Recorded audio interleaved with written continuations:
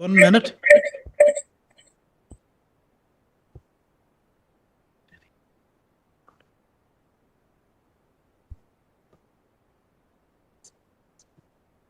Just a reminder to councillors attending online just to please switch on your camera. Thank you.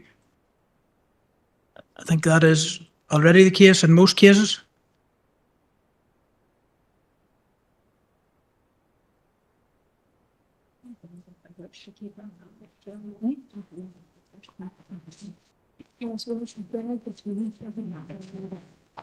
It's just, yes, keep it.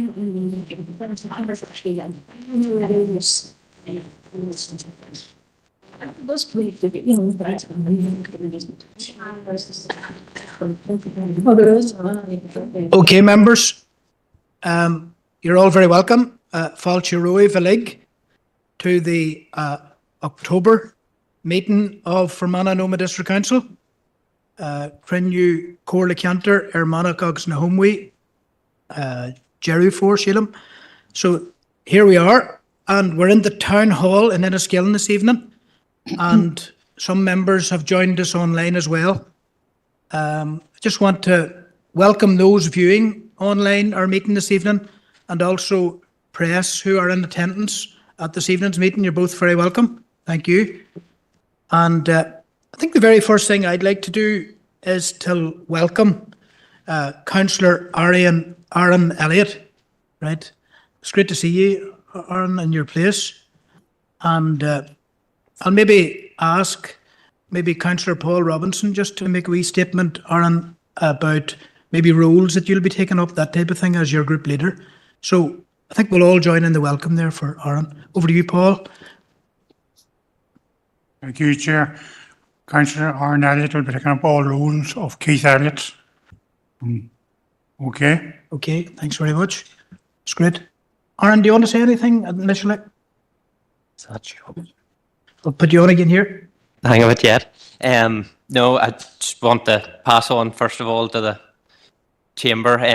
All your well wishes for Dad. He enjoyed a lot of them. Now he got a good laugh out of a few of them as well. Right. And thanks for everyone that's wished me well going forward. I know I've big shoes to fill, but I'm looking forward to filling them. So thank you. Okay, thanks very much. Hear that in Seamus? Hey, somebody was asked in a political leadership role one time about you've big shoes to fill, and the person in question said, "Lucky I brought my own." Right. So thanks to Aaron and to Paul there for that clarification. Now, just to say as well that since the last meeting of the council, one of our councillors, former SDLP councillor, now independent, Garvin, Councillor McPhillips, has changed his designation. So I think it would be appropriate for me to ask the Chief Executive to give guidance on the knock-on impact of that, in terms of roles or whatever. No, thank you, Chair.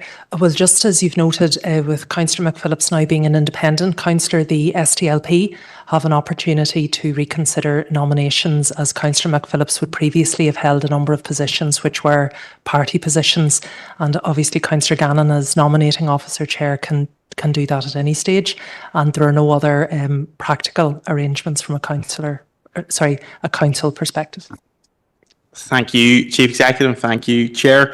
I'll run through it quickly. I'll just start with the two committees to nominate myself to Environmental Services and Councillor McGrath to PNR. And then just to run through a couple of groups, I'll be nominating myself to the Grant Aid Appeals, Access and Inclusion Advisory, Event Strategy Working Group, and the Income Generation Working Group, and to nominate Councillor McGrath to the Community Planning Strategic Partnership Board, Capital Programme Investment Oversight, and the position of Mental Health Champion, and just that will be foregoing nomination to the Slieve Bay Partnership, just out of respect to that group's wishes that it be an Erne East councillor. Thank you. Okay, thank you. Councillor Gannon? Okay, so that's all noted. Councillor Green. Okay, Councillor Green. Thanks for that. And welcome our new councillor over on. Hopefully we'll have as good a working relationship as we had with your father, so you're welcome. Just on the Slieve Bay, which party does that position now fall to in Aaron East, or what way does that work, Alice? So, Chair, the council had previously been asked for 2 nominations to the Slieve Bay Partnership, and they were by agreement.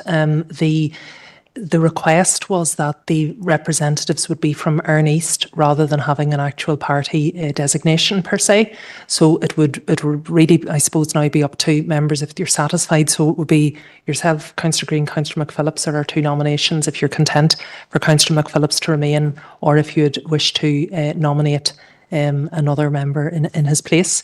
I think, and Councillor McPhillips may wish to comment, I think there may have been some clashes with work commitments, and that if that's the case, this may be an opportune moment maybe for that to be reconsidered. Might come back to you, Seamus. Yeah. I'll go to Councillor McPhillips. Yeah, thank you, Chair. Just on that, Chief Executive, as you said, I've had clashes with work and I haven't been able to make quite a few of the meetings, so I'd be happy if they want to nominate another member. Okay, thanks, Garvin. Okay. So, Councillor Green is not in his seat at this So, time. Chair, maybe then just to advise members that our practice to date has been where there is agreement, but it would be unanimous agreement, the council can obviously determine to fill a vacancy such as this. If there is dissent, then we would just proceed with the nomination via de Hont. So that would be the process. But if members are all agreed with another nomination, that can be accommodated certainly this evening without any difficulty. Okay, thank you. So, okay, I'll go to Councillor Green. This may or may not be resolved this evening, depending on any proposal or whatever. There's a number of councillors in the Aaron East. I suppose we can, as Sinn Féin, nominate one of our 2 other councillors in Aaron East, but does any of the unionist councillors in Aaron East, is any of them showing an interest on it? And then, you know, so that's Victor and Paul, either of them showing an interest to go on it. If not, we can nominate, or Yeah, we'll try to come to an agreement on it. I think you'll maybe arrive at a position here shortly. Okay, Paul, Councillor Robinson. Thank you, Chair. We need to have a wee bit of a discussion, me and Victor, about the thing. Okay. Put it back for another month or so. Okay, we can do that. Okay, thanks very much. That's appropriate. We could, and Chair, if it's of assistance, we could maybe collate some of the information and even around meeting arrangements for the Slieve Bay Partnership, if that would assist. We can circulate that to all Aaron East members. Okay. Thank you. I can see that, Councillor Green, you're trying to achieve political balance. Yeah. Yeah, that's what I'm trying to achieve, and we have €6 million euro to distribute. So it's a quite a, at the minute, and that's only a start, I'm hoping. So it's a quite a useful group to be on. That's right. I detected an increase in enthusiasm on the part of the 2. I could even see it in their eyes. Okay, that's very good. Okay, I'm going to move on now, and I want to welcome our newly appointed business manager, Joanne Walsh. Joanne has joined us at the top table. You're very welcome, Joanne. Okay, thanks very much. We look forward to working with you. So we're now at the apologies stage of the meeting. So I'll go to Councillor Debbie Coyle. Just Roisin Divine Gallagher. Okay, Chair. go now to Councillor Warrington, isn't that correct? Maybe you're not in any seat, whatever way it is. Thank you, Chair. Councillor Robert Irvine and Councillor Ovens is on his way. He was running a few minutes late. Okay. Councillor Robinson. And Councillor Mahon's online, isn't it? Okay. Okay. Can I ask No Councillor problem. Mahan just to turn on his camera, and Councillor Roof as well, if possible? Thank you. So that's that. Go now to Adam, wouldn't that be right? Chair. Are you okay? Okay. No apologies, No Chair. Thank apologies. you. Okay, Same for Alliance. and we'll go to Alliance, No, both both. Alliance present, Yes. one online. Thank you, Stephen. Councillor Deacon's online, so we'll- Councillor Dehan online too, so we're flying on that front.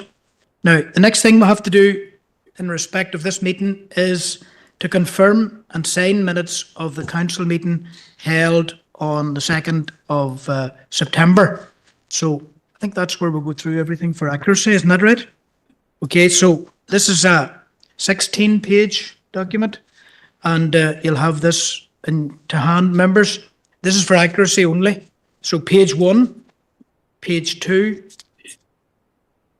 page 3, page 4, page 5, page 6, 7, 8, 9, 10, 11, 12, 13, 14, 15, and 16. So we'll take a proposer then for the accuracy of those minutes. Councillor Robinson, seconded by Councillor Thompson. Thank you.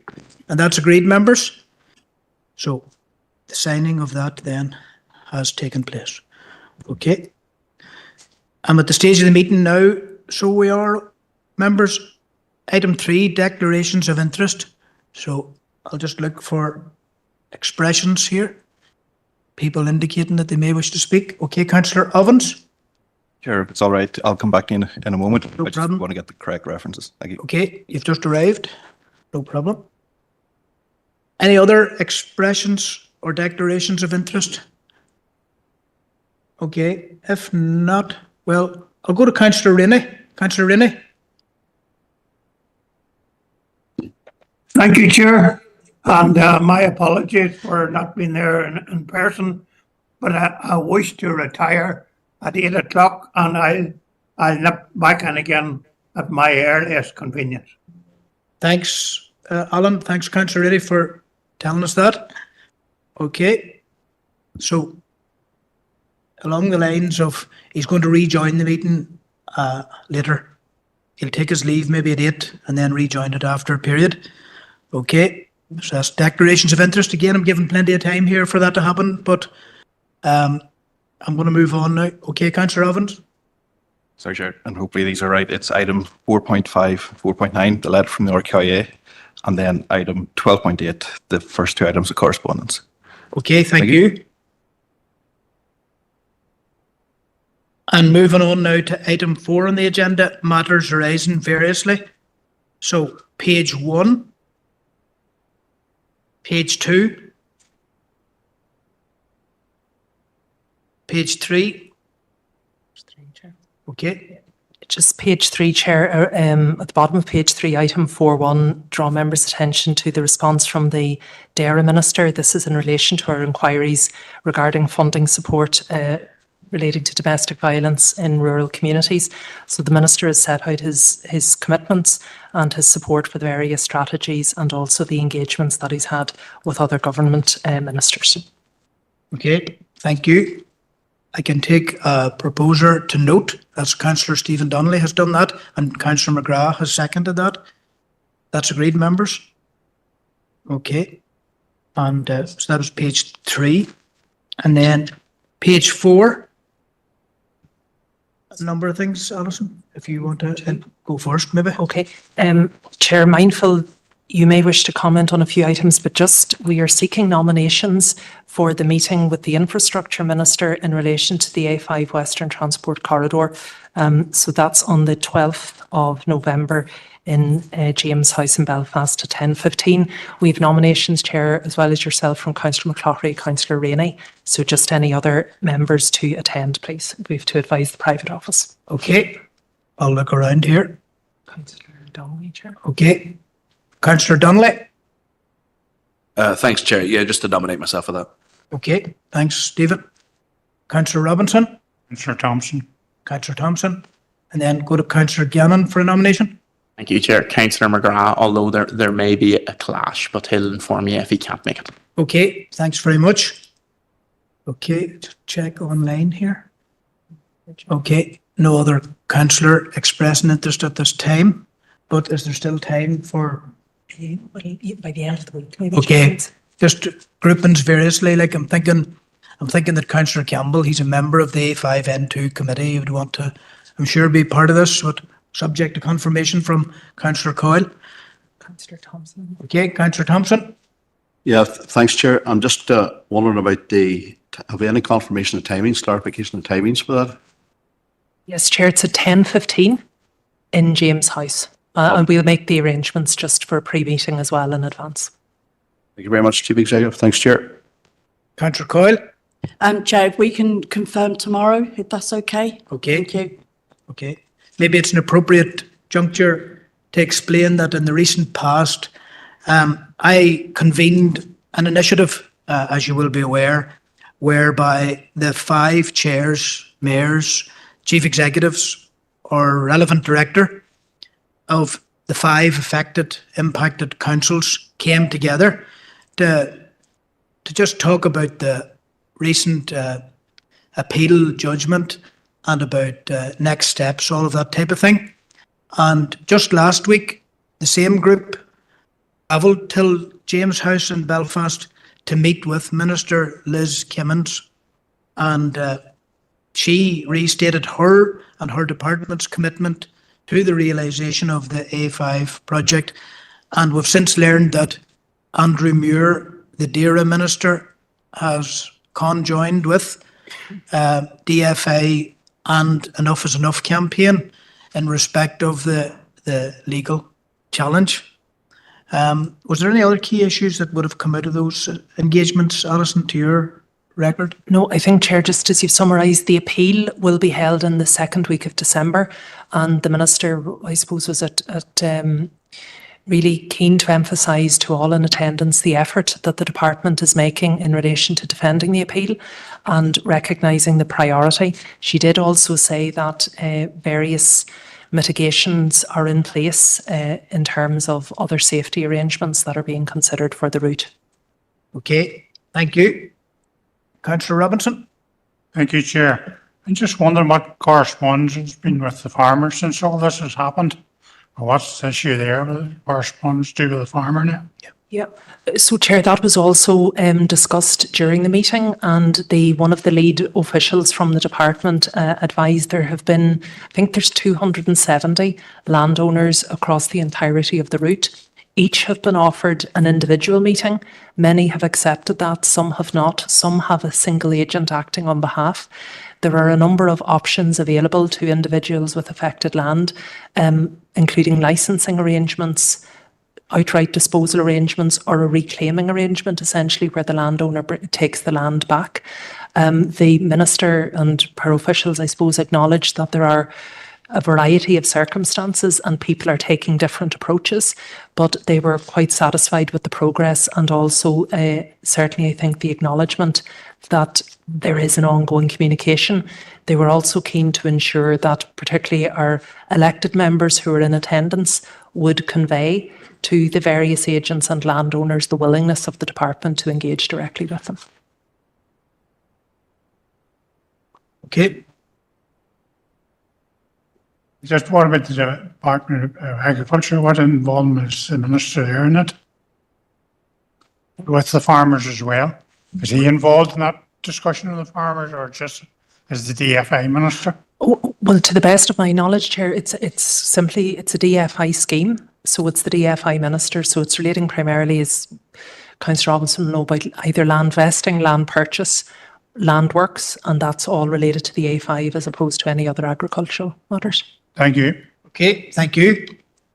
So the Minister said she liked the format of the 5 councils for engagements, but we emphasised that our request is still live for a direct face-to-face engagement of the nature which is lined up.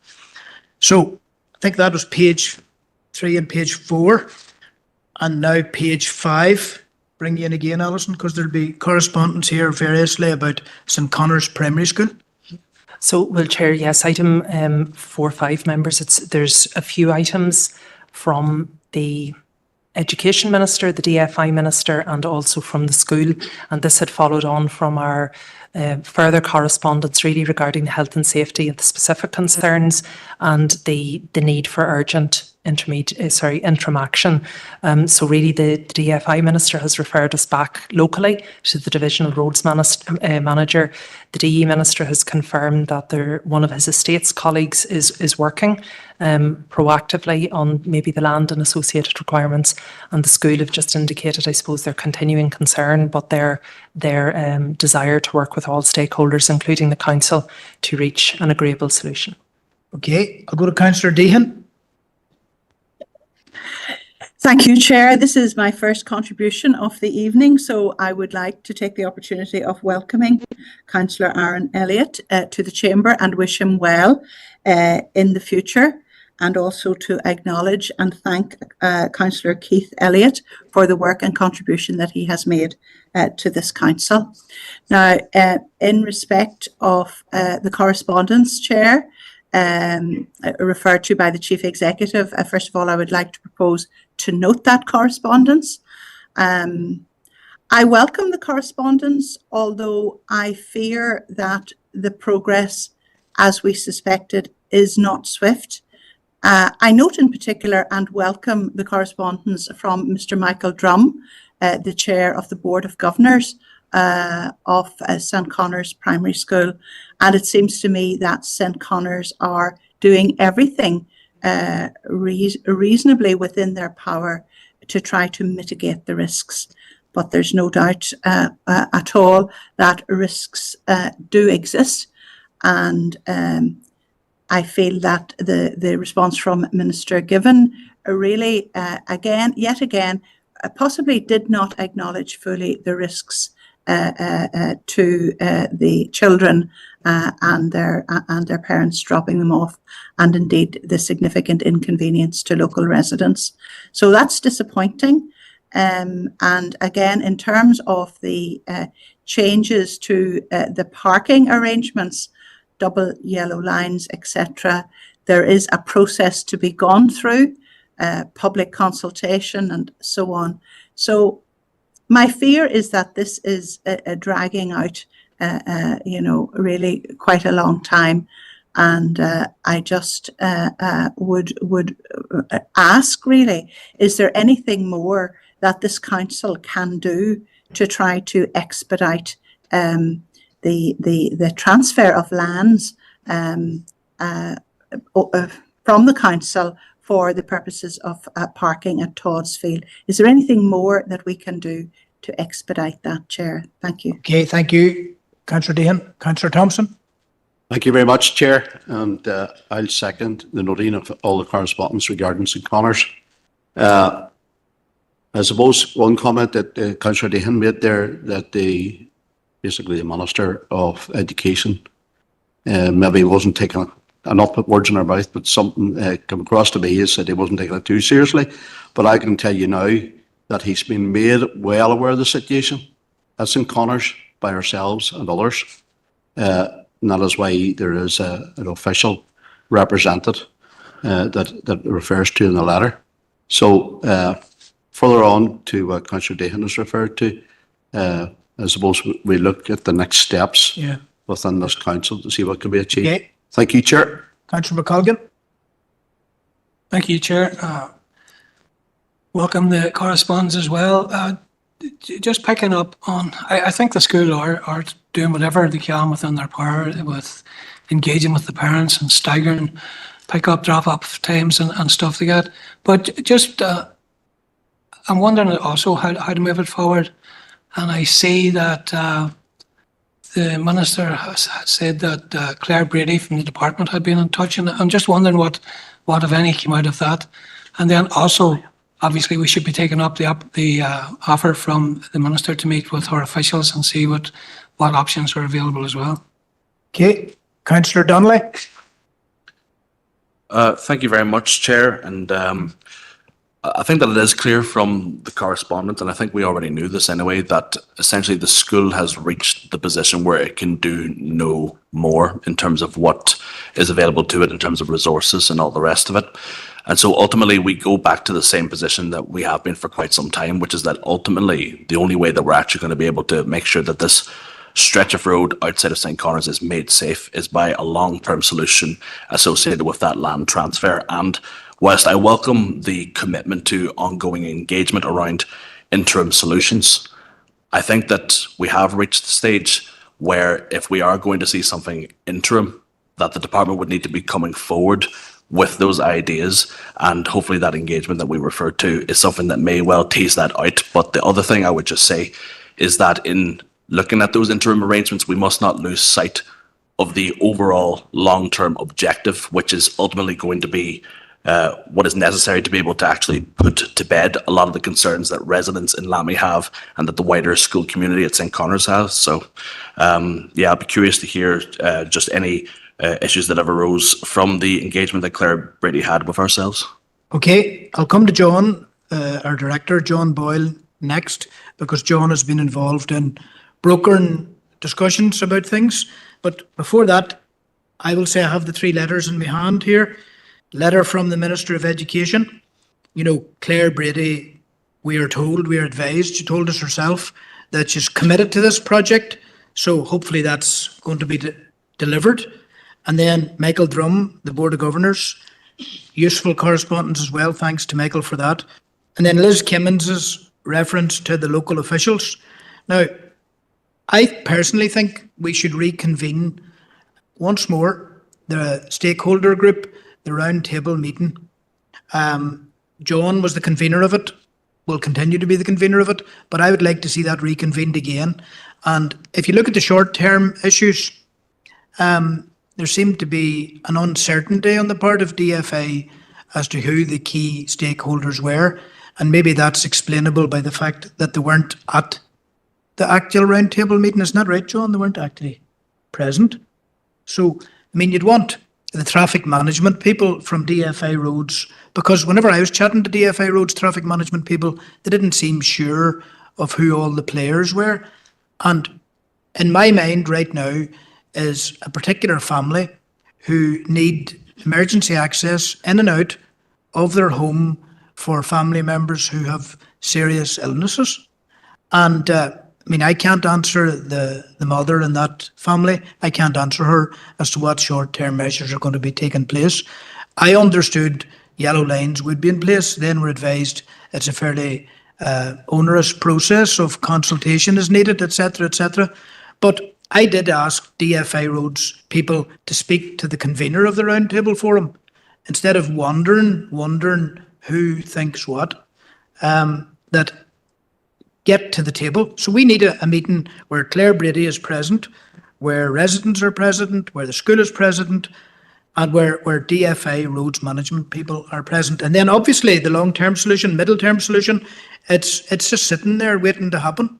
The council is willing to be generous in respect of helping with a transfer of land. But I'll head over to John now, John Boyle, and I'm suggesting that we reconvene that stakeholder forum, this time with DFA Roads traffic management people present. John? Thank you, Chair. Chair, I've had a good discussion with the head of estates operations team in the Department of Education. She has highlighted that the original plan, which we had in place or was proposed in 2021 in relation to this, where we would give up a portion of land opposite the school for car parking facilities, that was the course of action which the Department of Education were now coming back to. They had unsuccessfully had discussions with the school in trying to secure a piece of ground within the school grounds itself, but that didn't go anywhere, and internal discussions in the Department of Education led them to the position where they say that we're back at the drawing board at where we were in 2021, when there was a very definitive plan there of the portion of land and the movement of the play area and things like that. I had hoped actually before tonight to receive confirmation of that from the lady in question. I haven't had that confirmation yet, but I will follow up on it. And certainly we have made an approach to Traffic Western and infrastructure for a meeting, but maybe, as the chair suggests, maybe, Chair, it is better just to call a full roundtable meeting again of all participants, Department of Infrastructure, Education Authority, the school itself, the Department of Education, the PSNI, and local residents, and of course councillors, in order to once and for all come to a solution to this. I suppose one thing that the head of operations team did say to me is that whilst it was their still preferred course of action, that the funding had to be sourced in order to undertake the project. So I suppose, a course of action is one thing. Finding the funding in order to complete that course of action is certainly another. Okay, and if it takes a formal proposal to reconvene that, I propose that. I'll go now to Councillor Thompson. Thank you very much, Chair, and thanks to Director John Boyle for his comments there. Further on from yourself, Chair, the proposal you made at the round table forum, we engage on this issue, and we have to get to the bottom of this. We have to get it over the line once and for all. Yeah. It's dragging on far too long, and I think if we get DFI there, the Department of Education and everything else, we'll hopefully come to a resolution sooner rather than later. So I'm happy to second your proposal, Chair. Thank you. Thanks, Cheryl. And that's agreed, members? Okay, agreed. So that was page 5. And Chair, just at the bottom of that page, we have a response from the Electoral Office, and this is in relation to the Council's representations about ID cards, and specifically rolling those out, particularly for children and young people. Okay. Councillor Riley? Thank you, Chair. And I suppose it's nothing more than expected response, unfortunately. We certainly have a problem with people engaging in the process, and to make that engagement so much easier, an electoral ID card is essential, I believe. I think this figure of 1.4 million having to have a card is erroneous, and I think it's muddy in the water somewhere. We're not advocating that everybody gets an electoral ID card, but certainly the suggestion that we made at the last council meeting that young people in school, while they're in school, while their names are verified, where all of the due diligence is done, is a straightforward way to ensure that young people particularly have access to their opportunity to participate in the electoral process. And hopefully we'll see that age of participation being lowered. And in line with that, Chair, I still contend that it would be a good idea to see what other avenues we have to raise the idea of being able to supply that ID card in schools, as I say, where the due diligence is done, so it mitigates this idea of 1.4 million people running around with an ID card. Not everybody's going to require one. It's only those that need one, and particularly young people that don't have other forms of ID. Okay. I Chair, I note the correspondence.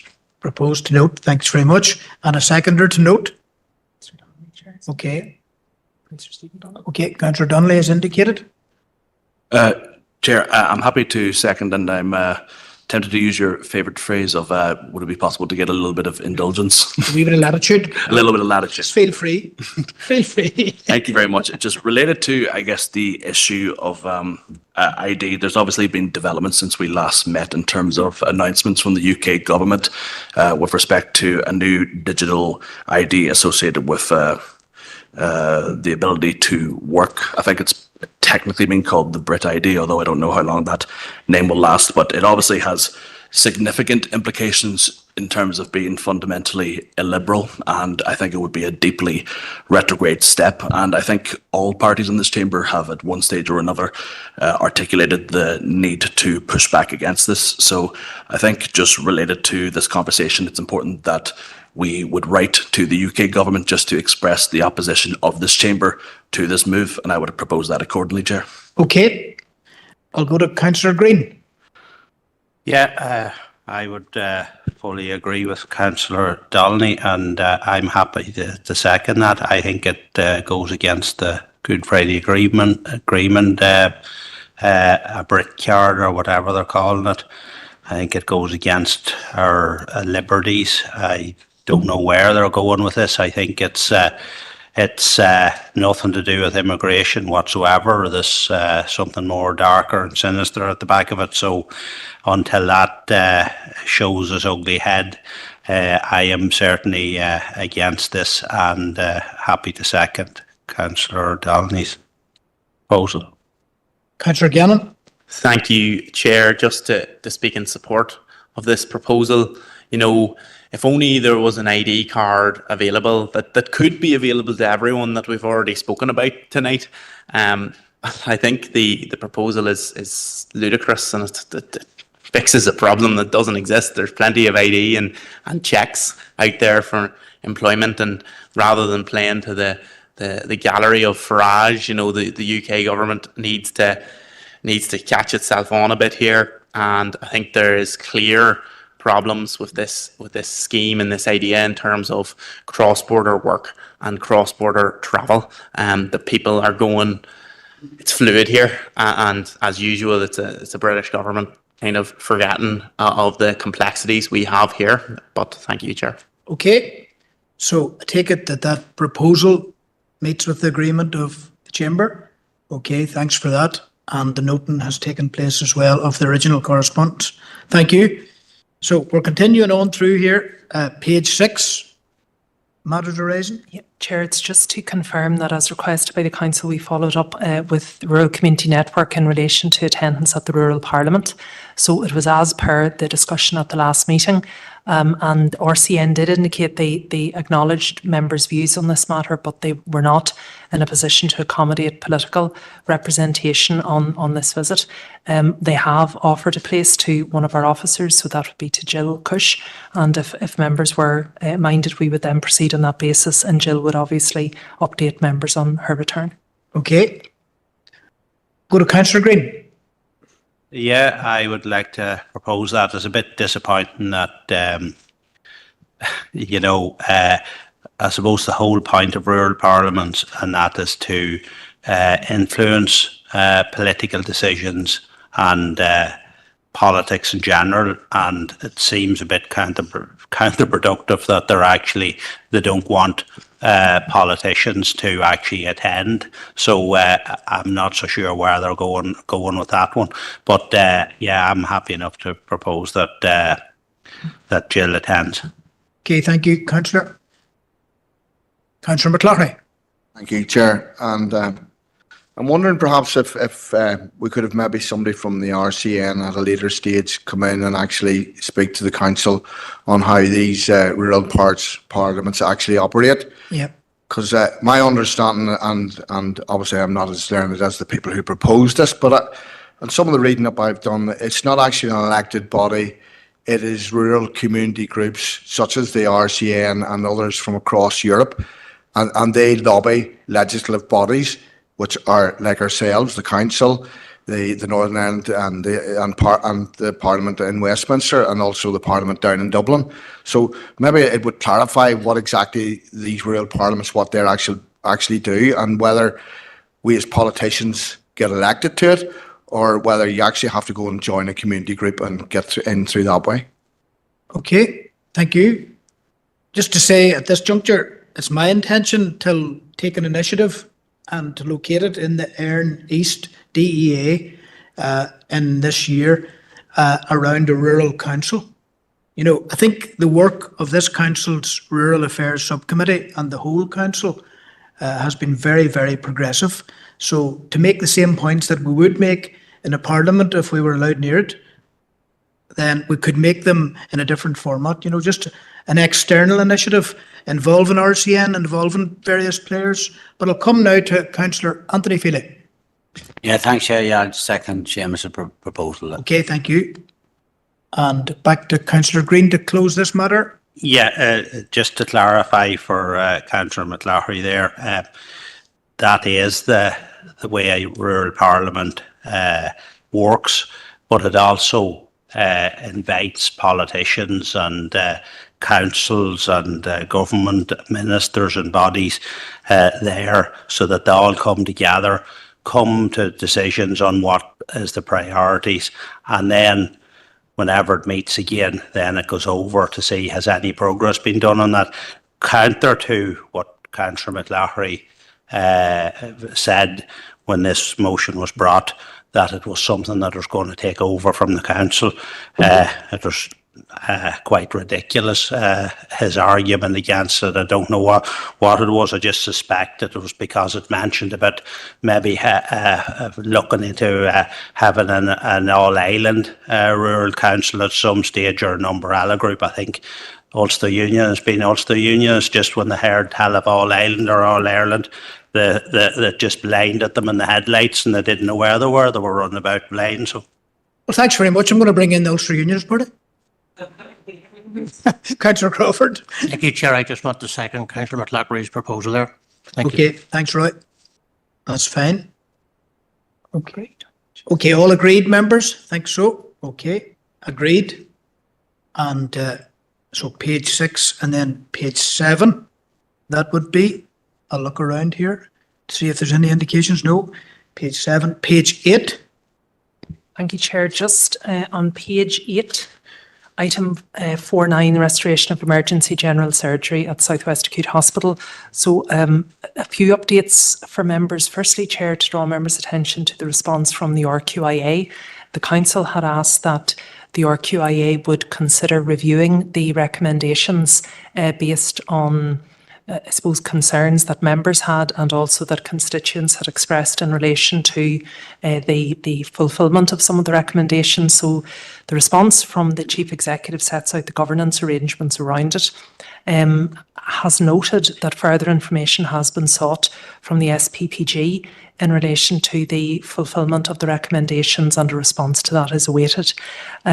The Chief Executive also goes on to say, Chair, that there would be scope for RQIA to undertake a further review. However, it would have to come from essentially the appropriate source, which presumably would be the department in this regard. We have also received a response, Chair, from an update, I should say, this evening from the Western Health and Social Care Trust, which has been uploaded as part of your other correspondence, in which the Trust advised that at an emergency board meeting today, they have taken the decision to cease the current consultation process in relation to the permanent removal of emergency general surgery, and to focus on the development of a vision for health-related issues in Fermanagh and West Tyrone. The broad parameters of that work are set out in the update, Chair, and reference is made to the previous Pathfinder model as a community engagement exercise.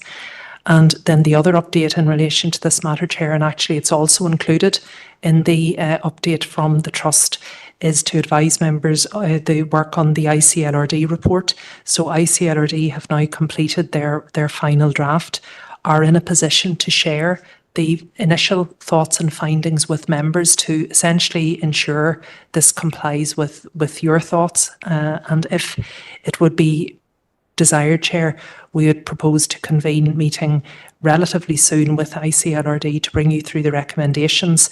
That would then allow the report to be finalised and then published in due course.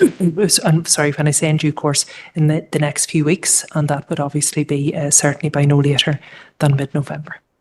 Okay, thank you. Councillor Hayes. Yes, thank you, Chair. I'd just like to speak about the specific part in that response about the nurses. We asked the question if the nurses that are doing their training in SWA, Southwest Acute Hospital, and were actually given any permanent posts. It does, and the other question was, are they restricted to only apply in one trust area? And he hasn't really answered that question at all. He does go about number of students taking the places on the medical foundation programme and explains a little bit about that, and about each area would have capacity to accommodate the output from the local schools.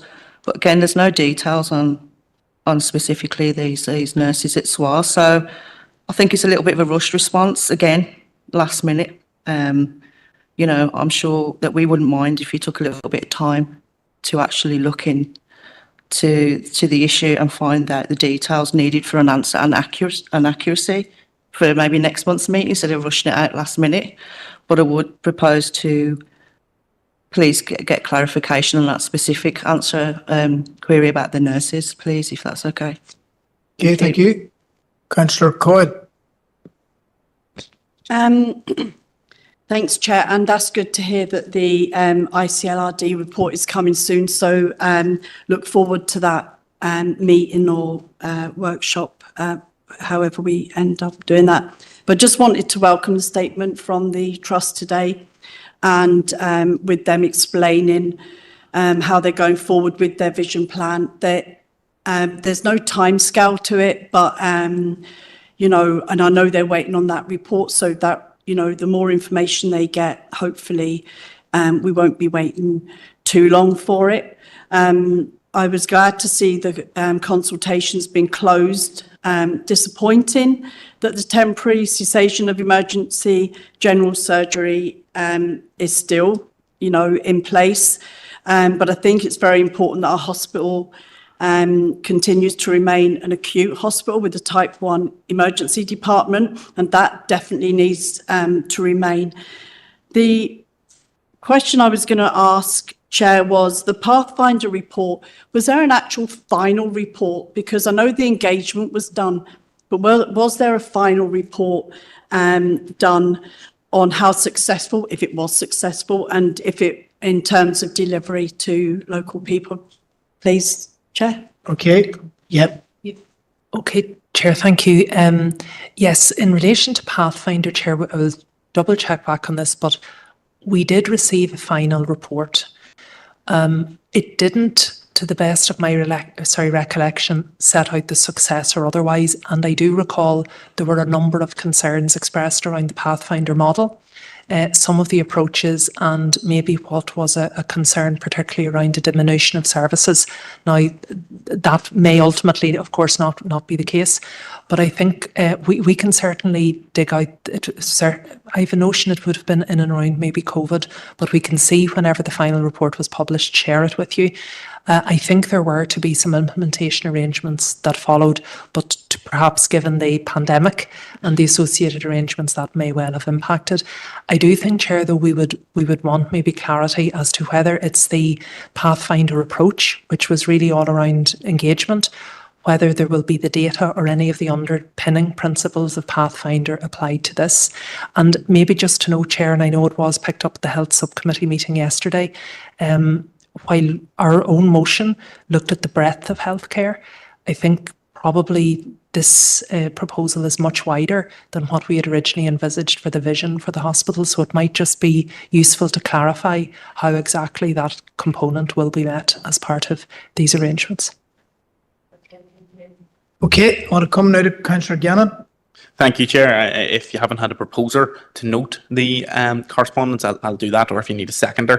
The first thing, Chair, in the RQIA response, I note that they have requested information from SPPG and they indicate that may not be necessarily shared with us. I would like to propose that we write to SPPG and request any information sent to RQIA is sent to us also. But really I want to focus on this brief from the Trust and the statement. Firstly, the Minister specifically asked, as the Chief Executive has indicated, for a vision plan for SWA specifically. The Trust have, without given reason, changed this to a vision plan, a wider vision plan for Fermanagh and West Tyrone. And specifically, obviously, as has been mentioned, they want to revisit the Pathfinder approach, which was 62 meetings, 2,200 people involved, but nothing achieved from it. Nothing came of Pathfinder. And I'm not surprised that a trust that is faltering on this issue has resorted to reusing and recycling a failed process, and a lengthy failed process at that as well, Chair. And furthermore, obviously, the brief is contradictory in itself because it's saying it's waiting on Mike Nesbitt's hospital consultation, the very consultation in which the Health Minister proposes downgrading SWA at the same time as talking about vision. Two very contradictory statements. And I thought an ambitious vision was asked for, not a downgrade or a further diminution of our services. And I doubt we'll see the results of that consultation, to be honest, Chair. As with many consultations, such as the stroke consultation, it will vanish as if it never happened. And I do genuinely believe that all this widening of the scope, returning to a lengthy failed process, is an attempt to kick the issue of emergency generalist surgery at SWA into the long grass, so the Minister does not have to make a decision before the next election. I think he's actively avoiding it, where he'll possibly retire, as he said, having never dealt with the issue. I think that's a real possibility that is going to happen here at this trust and this Minister. So I would also make an additional proposal, and it's that we write to the Minister, Mike Nesbitt, to express actually concern at this process and the changes away from, as the Chief Executive has indicated there, the changes away from a specific plan for SWA to a wider plan, and also that we have concerns with reverting to the Pathfinder model, which didn't really achieve anything. And also just to remind, as part of that, that we remind him that, you know what, there is a vision plan. It's the SOAS roadmap, and it has a hell of a lot of backing from the community, thousands upon thousands. There's no need really to reconsult again and again and again with no result, Chair, and no substantive progress. Thank you. Thank you.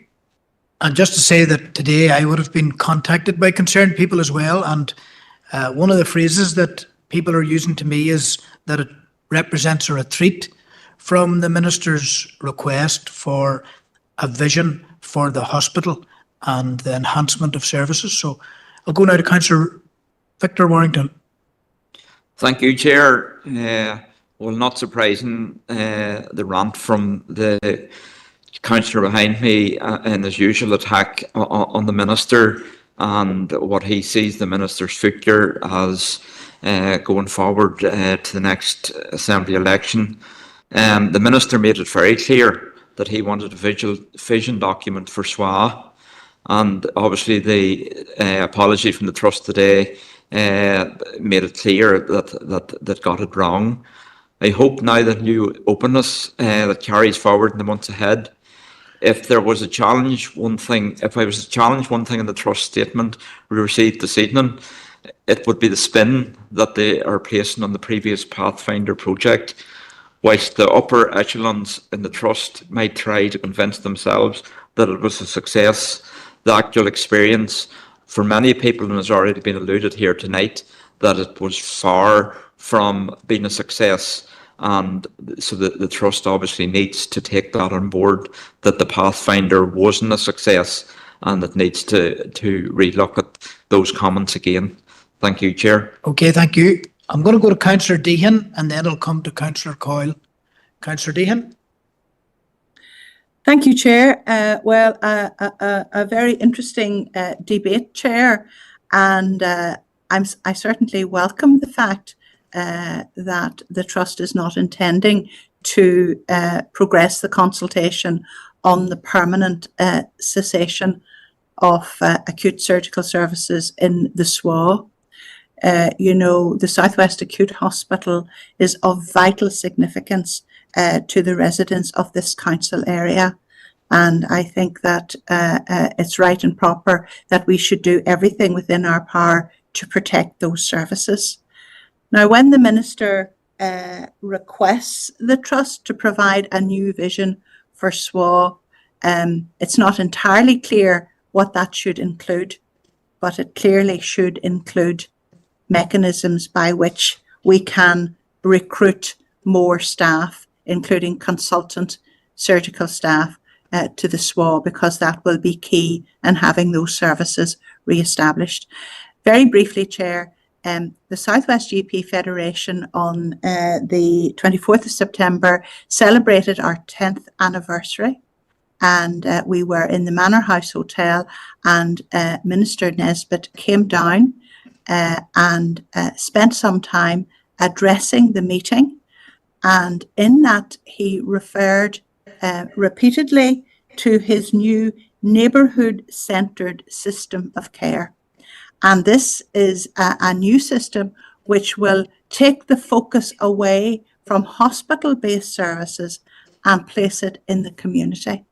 So I think that probably the vision would include trying to establish better service delivery in the community, but that will require time and it will require a lot of investment, particularly in primary and community care.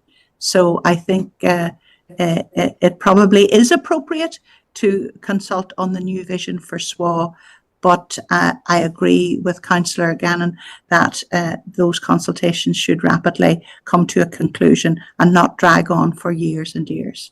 Thank you, Chair. Thanks, Councillor Dean. Councillor Coyle. Thanks, Chair. Yeah, I agree. It's the timescale that's a bit concerning to me regarding this. But the reason I came in is to second Councillor Hayes' proposal earlier. Okay. Okay. Councillor McGrath. Thank you, Chair. I just want to come in and second Adam's proposal. Thank you. Okay, thanks very much.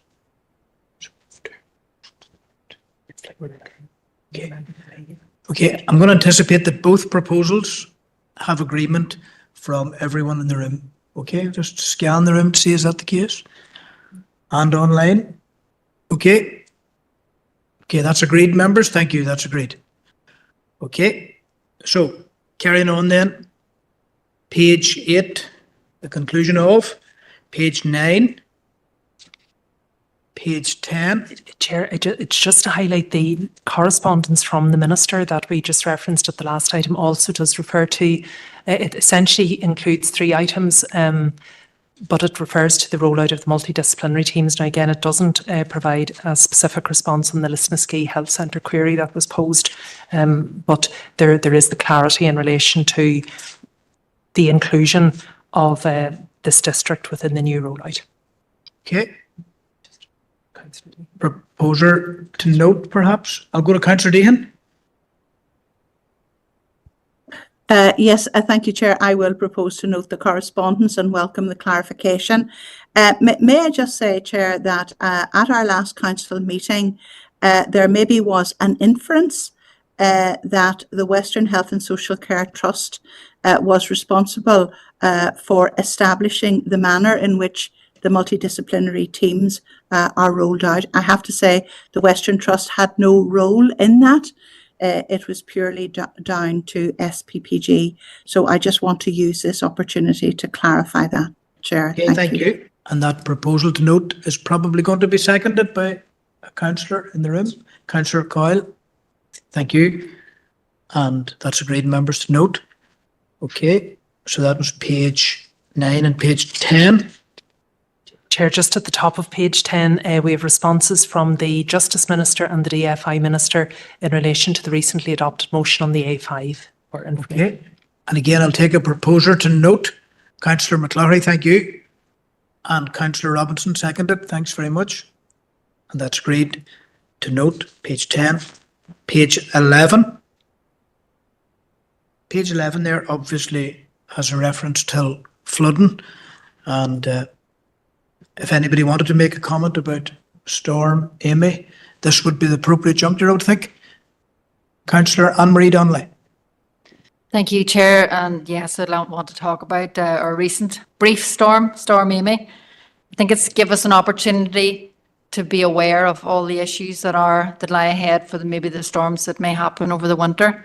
And I think as a council, it's important that maybe we can get the message out to our residents as to what to do in a storm when the electric goes out and so on, whenever for vulnerable customers, that they should be registered with NIE networks so that they can get them generators if they need such for their hospital health equipment and so on. And I do think as well, need to commend the response from DFA and NIE networks throughout the storm, because certainly in our area, the roads were badly blocked. There was flooding, and certainly they had staff on the ground very quickly, and they did an awful lot of work. I know there's a lot to do, but there was also a very good community response. And I think the response from the community was excellent as well. I would like to perhaps propose that we write to Fibrus. Their response was quite slow, particularly in our own area. The internet was only back up and running today. And there's a lot of people in the community who rely on the internet for their phone, because the Are you signal referring to the Drumquin area in particular? Drumquin, Clannabogan area. Yeah. The signal, you might only have a bar, but during the storm and after the storm, there's been zero phone signal for the last since Friday. And that's concerning for vulnerable customers. So I would like to write to Fibrus and either ask what are they doing to prioritise such areas, and maybe we even might be useful to have a meeting with them so that they can prioritise and explain to us how they deal with such situations, because the response we get is poor and I think it's not good enough. And then the other proposal I would like to make is that in our info magazine that goes out in the winter, that maybe we have a full page in it about what the customers can cut out and keep for the times whenever power and so on goes off, because it's all well and good having the numbers and so on our website, but you need a hard copy. So if thank you, can go for that, thank you. Okay, so Drumquin and Clannabogan slow to get Fibrus and back online. Yeah, and BT was up and running right away. Yep. So anybody who was a Fibrus customer had zero signal for the last 4 days, which isn't good enough. And a lot I'm of sure people- other areas are in the same. A lot of people have changed over. Okay, thank Again, you. rural areas not being serviced properly. Thank you, Councillor Donnelly. Councillor Green. Thank you, Chair, and thanks for opening this up. I suppose there's a number of issues I wanted to raise. First thing was, and this was brought up at the last storm as well. NIE and BT, their elected reps lines don't work anymore. They just cut off. I can't remember whether we wrote to them and got explanations on that, but if we didn't, I propose that we'd do that again and ask why is there no elected reps lines anymore, because people contact us as elected representatives and we try to get through, and there's no line for us to get through on either BT or NIE. The second thing, around my area, there's still trees down blocking roads. I know one road in particular there this evening, it was still blocked with a tree across it, a large oak tree on the Royal Oak Road near Dona. It's still blocked, and it's been reported days ago.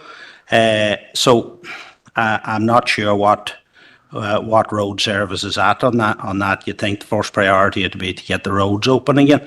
The other thing, again, electricity off, almost like it wasn't the biggest storm ever. It didn't last that long again, and with large sections of areas off because of electricity. And I think a large portion of it is to do with forest trees falling down on the wires again. Now, the one concerning thing I have heard was, and this is through the grapevine, where replanting was being done, where trees had been finely cut out that had been fallen on electric trees, on electric poles and electric wires, is that people then went and saw that Forest Service then was planting in close again to the electric wires, and when they were asked why was this being done, surely what should be doing would be a wider space left between between the plantings so that trees wouldn't fall on it.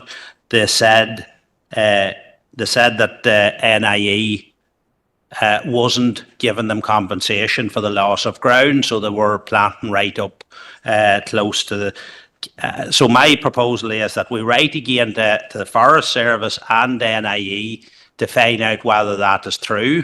Why Forest Service is again planting close to electric wires, and what is the actual story? Is it that NIEs are compensating them? Do they need to be compensated? So can we find that out? So that's two things about the elected reps line and about the planting of trees and who is responsible and why are they planting close again to electric wires. Okay, thanks, Councillor Green. Councillor Warrington. Thank you, Chair. Well, I suppose on the BT elected reps line, my understanding is that BT did come back to us and say that the line is now gone, that if you want to contact them, the only way to contact them is by email. I have to say I did do that over the period of the last few days, and it actually proved quite quick by contacting them and getting solutions. Again, BT was fine.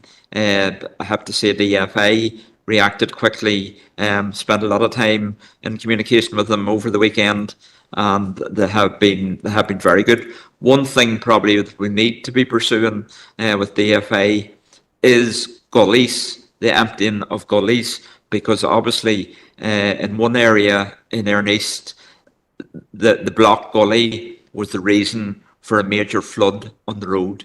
There was no getaway for the water, and certainly going forward, if the gullies were cleaned out, that would solve the problem. In another area where the river, the Coldbrook River, runs into Lough Erne, the mouth of that river at the minute is very clogged.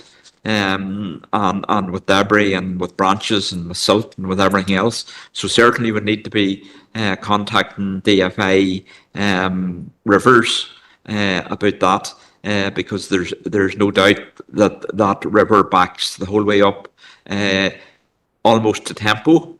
I've had several constituents onto me about problems with the river backing up in times of heavy rain when it can't get away. So I'll make that a proposal that we do contact DFA Rivers Agency about the mouth of the River Coldbrook, or Coldbrook River. And also, I suppose the one company that was a wee bit slow in response was Fibrous in getting stuff back up and going again. And I'm hearing stories of people just actually getting back online again today after the storm. So maybe it might be a situation where Fibrous need to do better. Thank you, Chair. Okay, Victor, you'll second Councillor Donnelly's proposal regarding Fibrous. Okay, thanks for that. I'll move now to Councillor Anthony Feely. Yeah, thanks, Chair, and I'll second Seamus's proposal in case we get about the contacting the Forestry Service. I just have a few issues to raise as well, and maybe Victor might put it in his proposal when he's contacting DFA rivers instead of doing all different proposals about a river that needs to be cleaned on the 2-hour road there. With that road has been flooded this last 2 storms, and even if there's not a storm or heavy rain, it started to flood a road that never flooded before. I seen those cars stuck on it there about 2 weeks ago, so maybe put that on if Victor's all right, or else we can make a separate proposal. Also, there is a lot of the roads as usual in Bow has been flooded and still flooded. Some of them still flooded at the minute, and I know where a couple of cars have got stuck and damaged on the cars as well. So I want to keep that on the agenda as well, and maybe mention that in the letter to the DFA rivers to maybe keep an eye on the Sillas as well. I know there's been a lot of work done on it, of raising the roads and stuff, but it's not solving the problem. You know, in Bow there's a lot of people still stranded in houses, so I just like that mentioned as well. And also the road from Garrison to Ballycougal at Town Road, got a lot of phone calls about that over the weekend as well, the flooding on it. And I think there's right there, maybe the gullies has to be cleaned, so I'd like somebody to check that out as well, because there's been extra traffic on it with the all the roadworks being done on the Shore Road being diverted, so there's a lot of extra traffic on it, and people there's another road and cars getting stuck in it as well. So I just like them few things brought up, and I just want to thank the fellas working for NIE. They're working all late at night again as they did last storm today and get the lights back on for people. Fair play to them. Just wanted that mentioned as well. Thank you. Okay, Councillor Gallen. Thank you, Chair, and just to support what Anthony was saying there about Bow. There has been a lot of work done as Anthony's quite rightly laid out there, and just to add to his points, obviously there's been work done with Ballyshannon to try and let the water flow through more, which has made a big difference. But obviously, flooding is still an issue there, and needs to be looked at more long term. The other point I'd like to make, trying not to reiterate points made by others, is obviously with the recent storms that we've had, it only takes a quick walk to see that there's any amount of trees just about to go or on their last legs. If Councillor Green would be content to perhaps add into his letter to NIE that we ask or encourage NIE, once they clear the immediate problems, to do a bit of a review of all the lines that run through forestry to try and clear any at-risk area or any trees that are about to fall down as well, because it's only a matter of time. Even a small wind could cause an issue there. And my final point, Chair, is about fibrous. It's really not good enough. Last time, the last storm, they were the biggest issue, over a month in some cases, to get back online. Really not good enough. There needs to be a wee bit of work by Fibrous. They're getting huge funding from the government here, from the executive, to get the broadband up, and they really need to do better for people when it goes down as well, Chair. Thank you. Okay. And from their customers too, Adam, wouldn't that be right? Money from their own customers, plenty of it. Councillor O'Reilly. Thank you, Chair, and I want to just support the point made by Victor about the gullies. That's certainly a major contender when we got a lot of water in the storm and a short amount of wind. That said, Chair, can I say a word of thanks to Matthew and the team in the council who work and put out the information and keep us informed. I think that's very, very useful, and I want to pay thanks to all of the people that were out and about and making sure that as many people were looked after as possible. Can I inquire as to what the criteria? I noted that a centre in Enniskillen and Oma was open, maybe not big usage, but there was a centre opened for warmth and heat and charging phones, so forth, and things like that.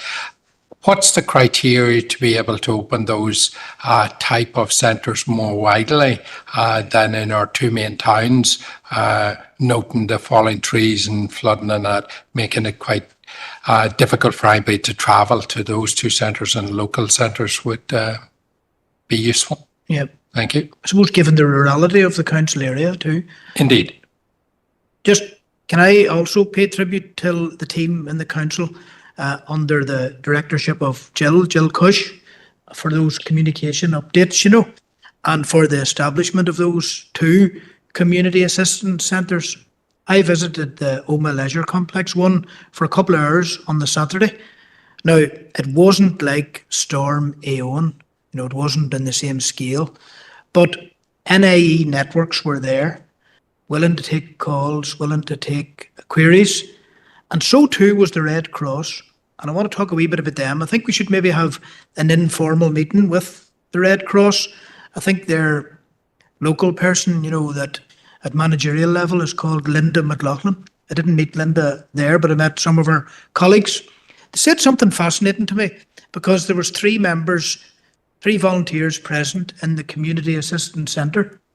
And what they said they would love to be able to do is they would love to be able to visit, say, the 30 or 40 most vulnerable people, most impacted by the last storm, to check up on them in the context of this storm. They said they could do 6 or 8 visits in an hour if they were given the freedom, but they wouldn't have the list. they wouldn't have the list of who they should visit, but they would love that list.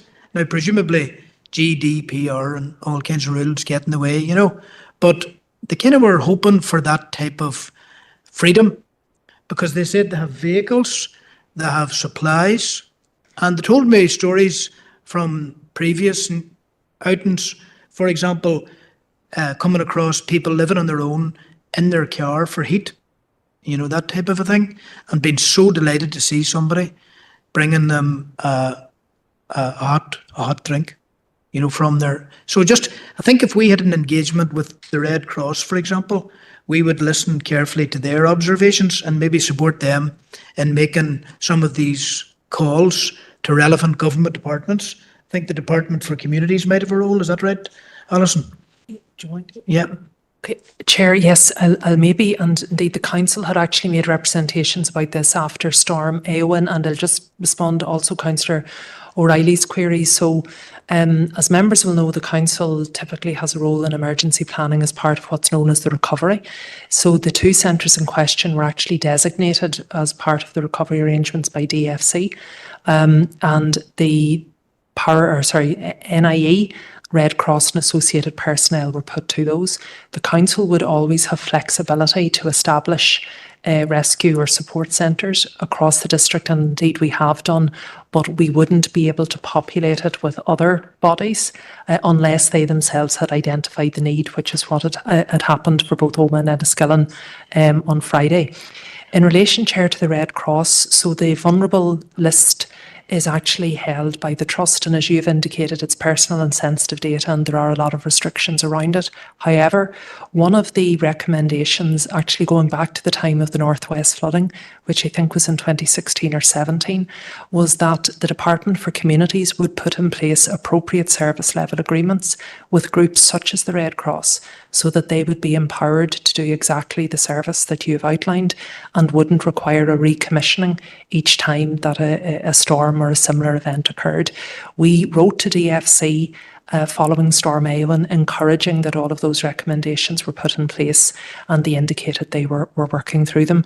And I suppose just the only other piece, maybe, Chair, around the Red Cross in particular, I know, and we could certainly facilitate the informal meeting, they have also a huge volunteer network and are very keen also to continue to mobilise and work with volunteers. So I would imagine they would really welcome the opportunity to engage directly with members on those matters.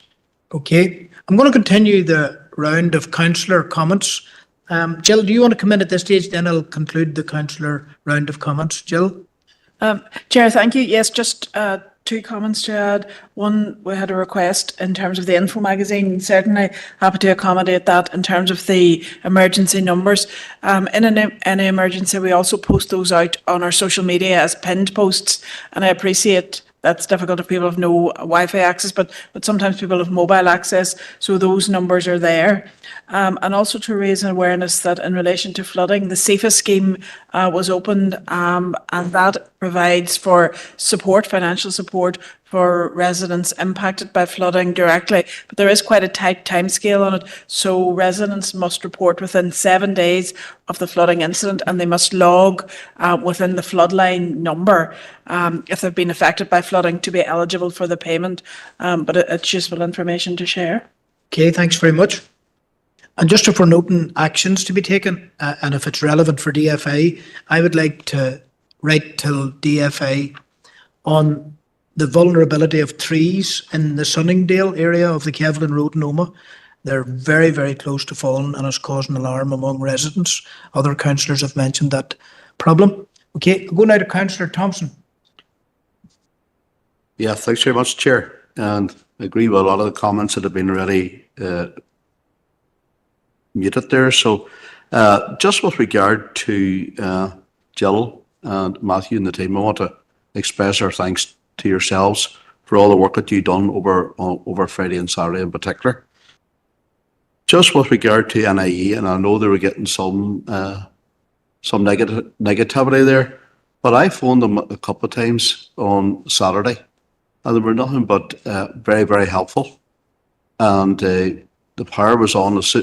The teams were working out there around the Omagh area, and they were getting through it quite quickly.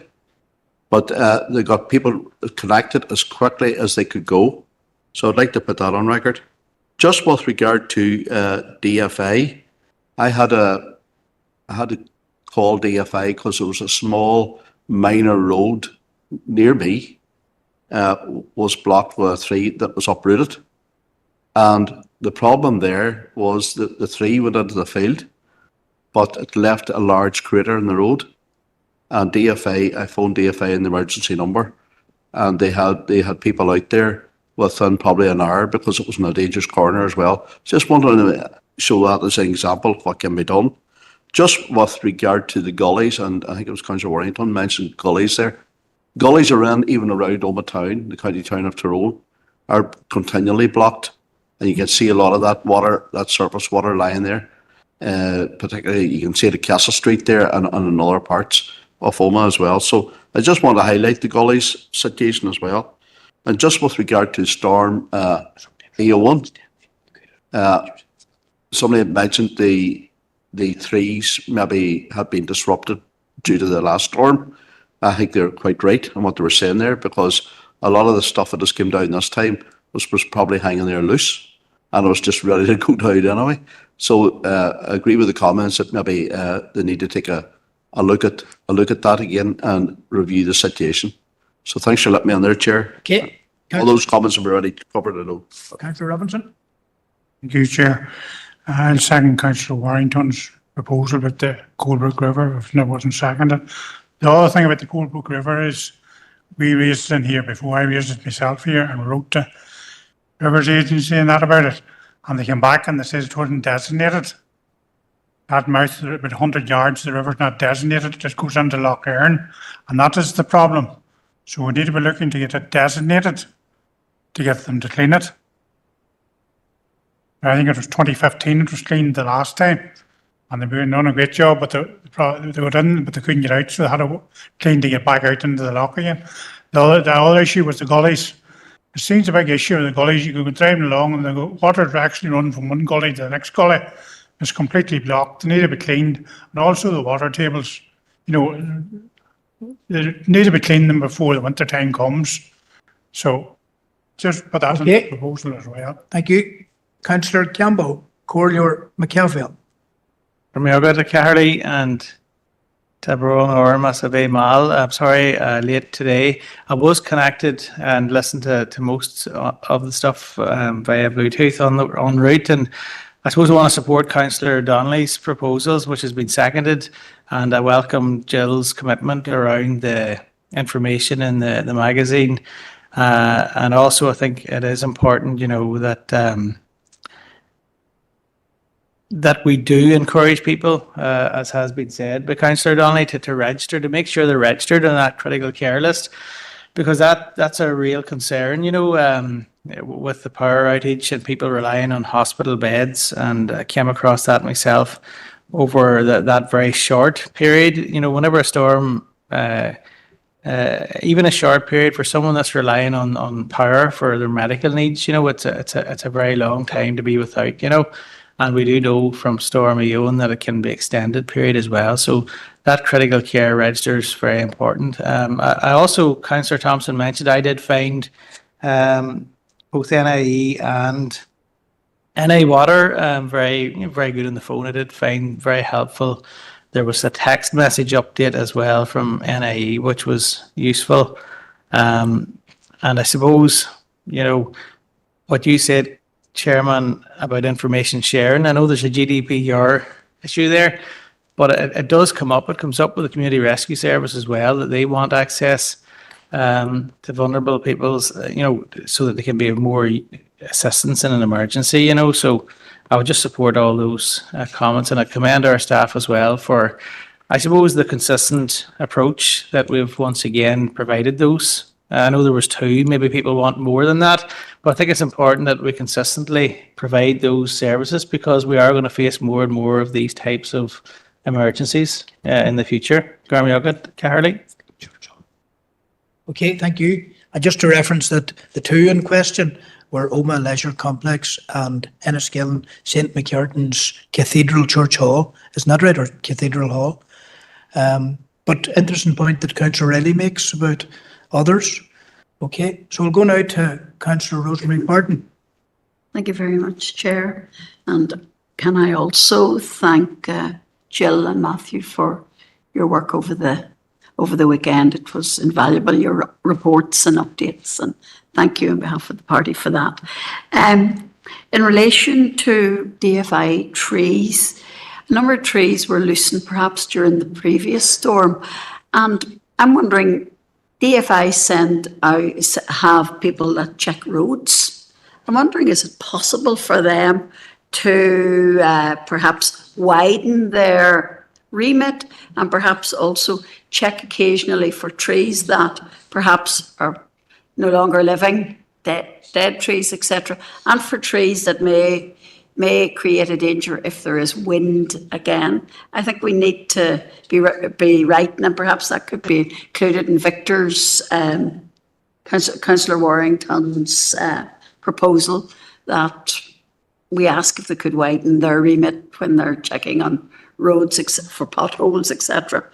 And the second thing also in relation to gullies, I'm wondering if DFI, I don't know, do they clean them 2 times a year, 3 times a year? But again, could we ask for, now that we seem to be getting storms more often, wind more often, etc., could they put in an extra cleaning session for these gullies per year instead of 3 times a year, maybe 4 times a year, or whatever their time is? I think it's time they looked at perhaps changing the times that the gullies are cleaned. So can I add those to Councillor Warrington's proposal? And the third thing is in relation to the critical care register. I wonder how up to date that is, and are people aware of how they get to be registered on it, etc., etc., and also how they register in relation to NIE, so the NIE have the register for vulnerable customers. I think there needs to be a little bit of more information out in the public for that. Okay, thank you. Thank you. Thanks for that. Councillor McCloughlin. Thank you, Chair. Again, you others mentioned about NIE. My power went out almost straight away. I lost a telegraph pole in my garden, and so I didn't get connected to Monday, but I did phone maybe abuse of power, but I did use the number I've saved as the elected reps line, and I rang it, and they did keep me updated. They didn't come any quicker, but they did keep me updated, and I finally got connected again on Monday afternoon. But my main question is maybe for the Chief Executive. During Storm Owen, our staff went out of their way to source and buy equipment, and at the time we felt that it was at the DFC issue that they should have been supplying that equipment and we should be dispersing it on their behalf. And I know we went above and beyond to source all that type of equipment, and I'm wondering, have they made that equipment available? And I'm talking, I think, specifically flasks and things like that there, and torches. I'm just wondering if they made those available for this time, or are we still in the issue where the council actually provided those again? Okay, thanks, Councillor McCloughlin. And I think our last speaker, I'll go to Councillor Deehan before I go to Councillor Anne-Marie Donnelly. Councillor Deehan online. Yeah, thank you, Chair. Well, I really do appreciate very much the work of Jill and her team in providing us with information and all the work that goes into ensuring that our residents are safe and that they have access to the services that they require. Unfortunately, in terms of households that require a supply of electricity for critical medical needs, I think that is an area that desperately needs to be revisited, because the amount of anxiety that it creates in those households if there is a storm warning, because, you know, it's absolutely critical that these households would have access to a generator or some way of ensuring that their equipment continues to function. So I think we need to raise that issue again, certainly in terms of essential equipment, this council will not be found wanting in terms of the distribution to vulnerable households. But I think that it is essential we have enough equipment to put out where it's needed. It's alarming that these storms are becoming more frequent. And, certainly in my own practice, I stayed in the practice on the Friday afternoon, but sent all staff home by lunchtime with just one admin staff remaining and myself. Almost every year, Chair, as you will be aware, when we have a storm of wind and rain, nearly always someone loses their lives on the island of Ireland. And sadly, that proved to be the case this time as well. And I think it really serves to illustrate that, these types of storms are extremely dangerous, that people really should heed the storm warnings and stay at home. I know we didn't have a red alert, but even whereas they did so in Donegal, but I think they are exceptionally dangerous. And I think the general public really often do not understand the risks that these storms pose. So I think it's very good that we are having this conversation tonight. And I think that I'm very proud of the role that the council plays in responding to these emergency situations. Thank you, Chair.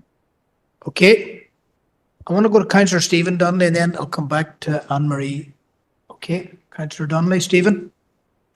Thank you very much, Chair. And can I take this opportunity actually to pay tribute to the work of the council in responding to the incidents that arose as a result of the storm.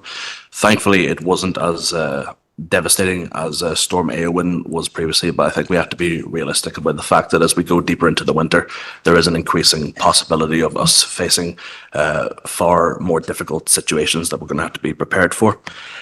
Chair, I think you were right to highlight specific individual difficulties and concerns that exist out there in Omagh, particularly in Sunningdale. Yeah. We know of other areas where there have been concerns raised in the past, particularly at Lammy and other places where I think there's a concern about the health of a number of trees that are being made more and more vulnerable by the increasing regularity of these storms. And I do just want to place on the record and ask that we communicate with DFI about one other situation that was brought to my attention a number of weeks ago.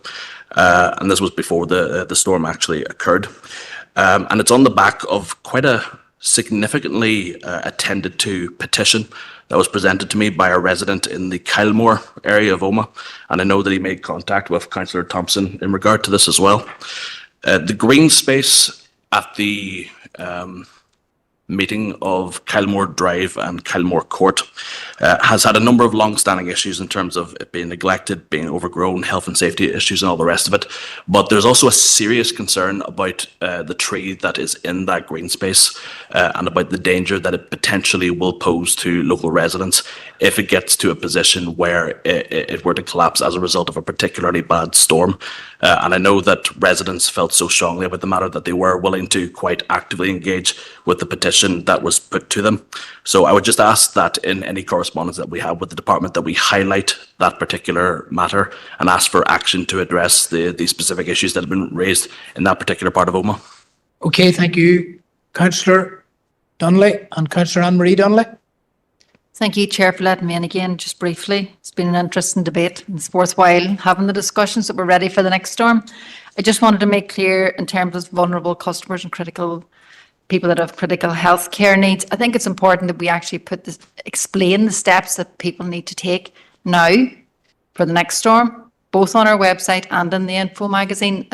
I don't think it's time to wait until the next storm. This is something they should be doing now to make sure that those people can get a generator from NIE and so on, to make sure they're cared for when the time arises. So thank you. Very, very practical, very good proposal. Thank you for that. What's the criteria, all that, for inclusion on such a register and how to get on it? Okay, Councillor Thompson. Yeah, thanks for letting me in, Chair. Very quickly, just to follow on from Councillor Stephen Donnelly. I was contacted by the same constituent, and this has been an ongoing issue for a period of time, but the residents in Kylemore are very, very concerned about the situation out there. So if we can get something remedied there ASAP, they would be very grateful to it.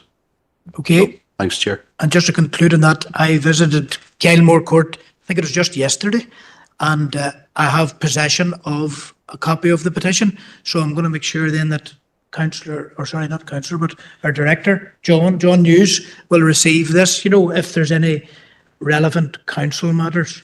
And I think there is some relevant council matters to do with street cleanse and all that type of thing. Okay. So, Alison, over to you. Chair, it was just to respond to Councillor McCloughery's query and then maybe to summarise. So, in relation to the equipment and associated matters that we would have bought during Storm Éowyn, that was made available through DFC to the councils, I suppose, given the severity and duration of the storm.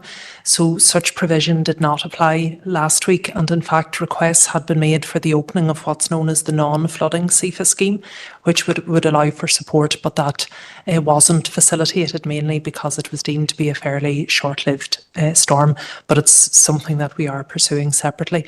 We have, just in relation to the wider points around the community resilience, the notification, we obviously have good established relationships with community groups or networks as well. So we would be intending to do some refresher work, and members' comments this evening will be helpful around that, particularly those on critical care and other lists.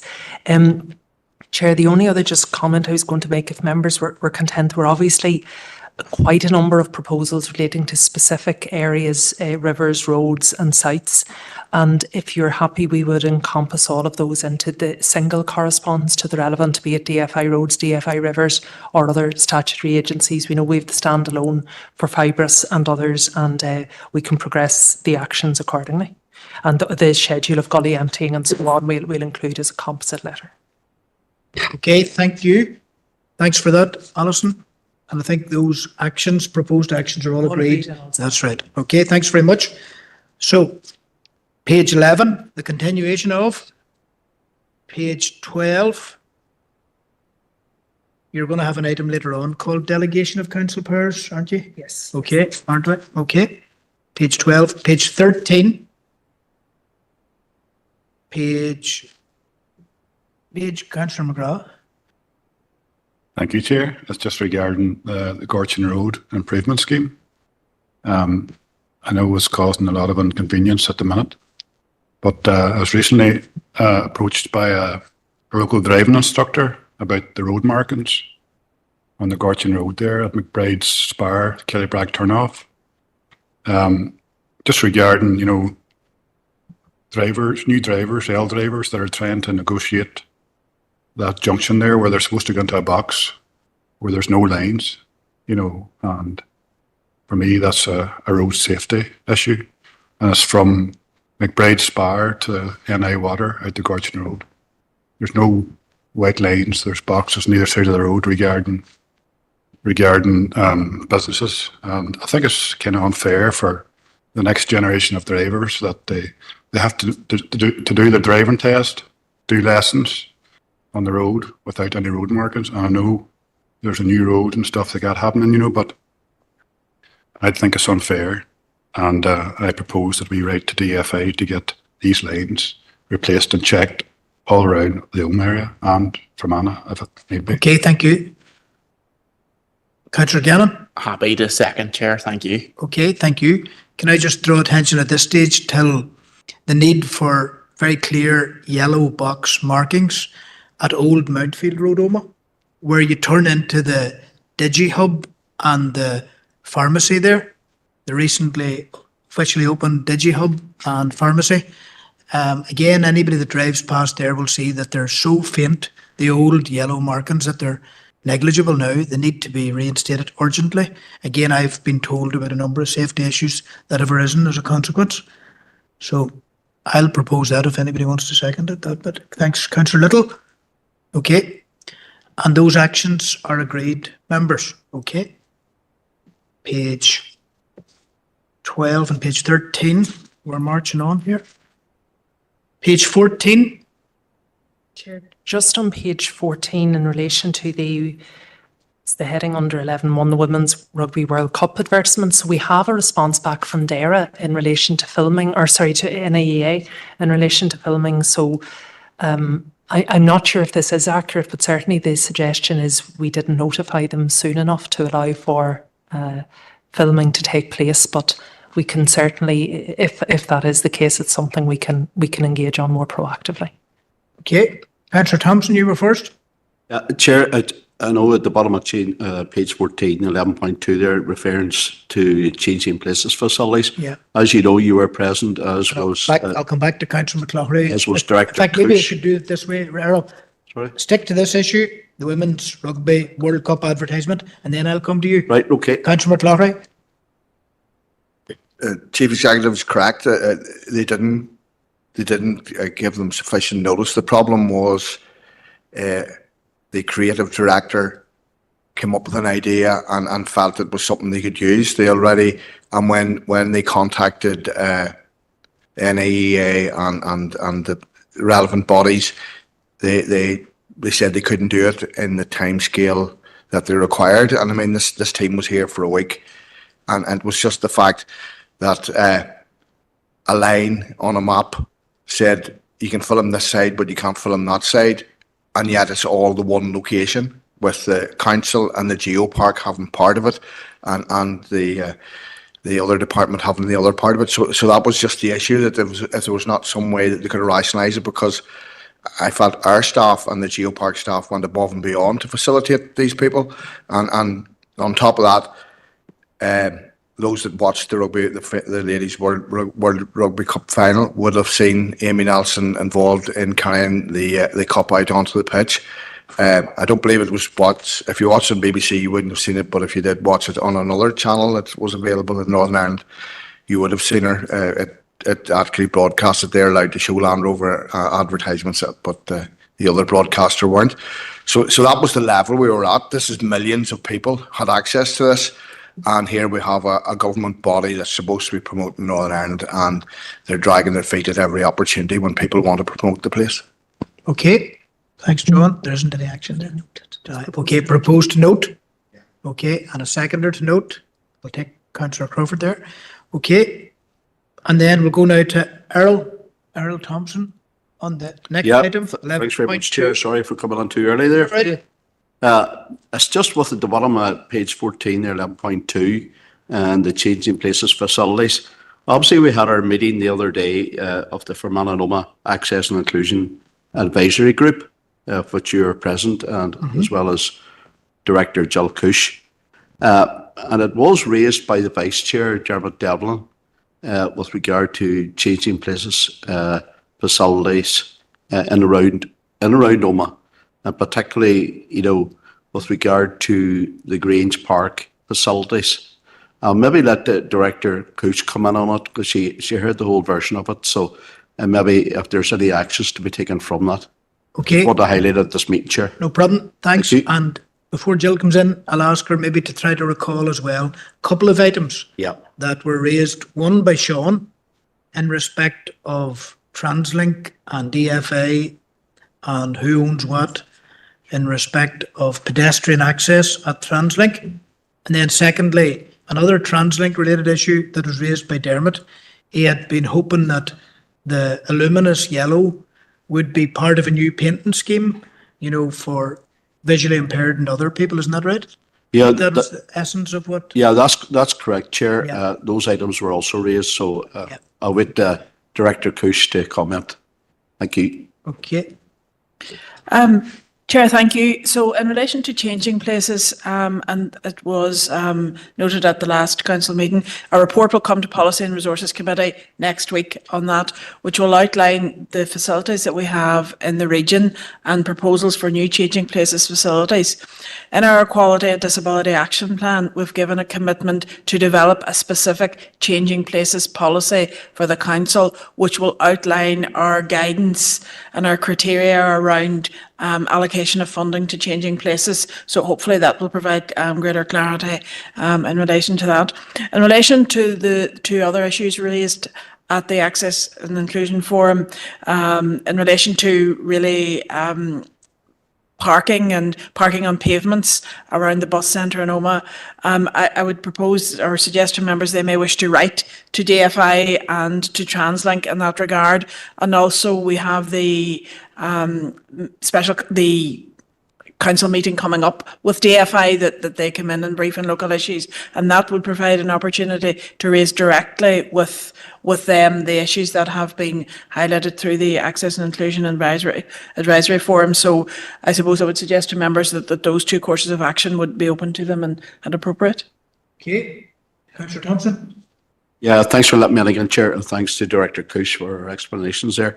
I'm happy to propose as outlined by Director Cush there, happy to propose that we write to DFI and TransLink with regard to these issues. Okay, Thank and you, have we Chair. got a seconder for that? Councillor Nolene Hayes, who has a strong interest in that changing places issue as well. Thank you. Okay, that's agreed, members. Page 15. Councillor Brown. Thank you, Chair. I just want to come under 11.7 there, which was the Global Day of Action for Gaza. And I suppose I just want to mark that it is now 2 years to the day, October 7th, since the genocide in Gaza began, and hundreds of thousands of people are dead, and the world will have to come to recognise that. I suppose the one thing which gives hope is that there is negotiations taking place now between the Palestinians and the Israelis. And we very much hope that we can get a positive outcome in that. But I would have concerns. I have to say that the process so far doesn't really seem to have that much inclusion for the Palestinians in terms of the outcome of that. If we've learned anything from our own peace process here, is that you're not going to get a successful outcome unless all the parties are included and given an equal voice.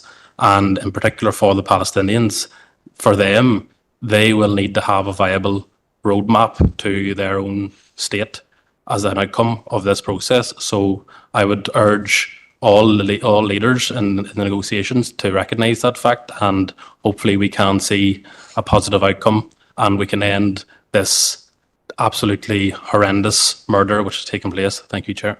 Okay, Councillor Buchanan.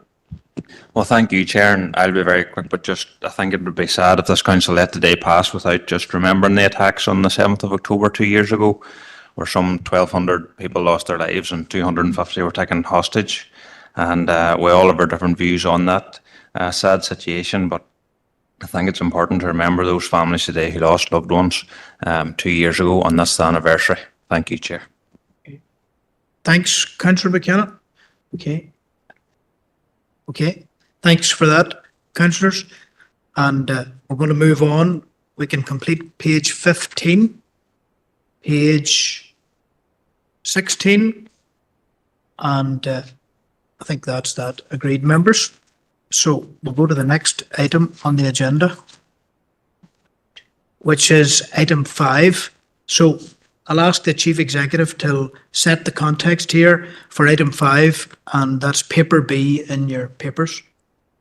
Thank you, Chair. So members, you'll recall that at our council meeting on the 1st of July, the council agreed through a motion to adopt the formation of an Irish Unity Working Group. The decision was subsequently called in under 41(1)(b) of the legislation, which requires a legal opinion on the merits of the call-in to be sought, and that is appended to the report for you. So the legal opinion has been obtained. It has been shared with members but not published as it attracts legal privilege, and the legal opinion has determined that the call-in does not have merit. So therefore, Chair, the process is that the council would reconsider by simple majority vote the decision that was taken, and at section 8 of the report I've just reset the wording of the motion which was agreed, and it is now a matter for the council to reconsider that decision. Okay, thank you. I have an expression here from Councillor McCann, an indication that he'd like to speak. Councillor McCann. Yeah, thank you, Chair, and hello, everyone. I'll just go straight to the recommendation, Chair, that we proposed. Well, I proposed recommendations and proposed to note the legal opinion received, which is very detailed and extensive, going to 27 pages. But I don't propose to say very much on that, as there's been already extensive discussions around this subject. However, I do welcome that the concerns raised in the call-in have been found to have no legal merit. And this now paves the way for this council to establish the working group, which will focus on how any constitutional change will impact this council area. We're not the first council, just to put on the record, Chair, we're not the first council in the north to seek to establish such a working group, and it's absolutely right that local government begin the work of looking at what the impact of constant change would look like, especially for our council area. And I would stress the point that dialogue, discussion and debate shouldn't make anyone uneasy. Indeed, if we have learned anything from the Brexit debacle, is that we should have, and it's essential to have, structured and informed debate prior to any poll taking place. Others, there's no doubt, others are having similar discussions in various settings. And just recently, in the Killyhaven Hotel, there was a well-attended meeting by those from the Unionist community or Unionist persuasion who seek to maintain the link to Britain, and they were advocating the North's position in the UK, and that's good and that's welcome. So I welcome that this council now can formally progress and join this conversation in a very, very formal and structured way. And I would encourage everyone, like we're all local leaders here, we're all local councillors, I would encourage everyone to play their part in these discussions. Thank you, Chair. Councillor Coyle.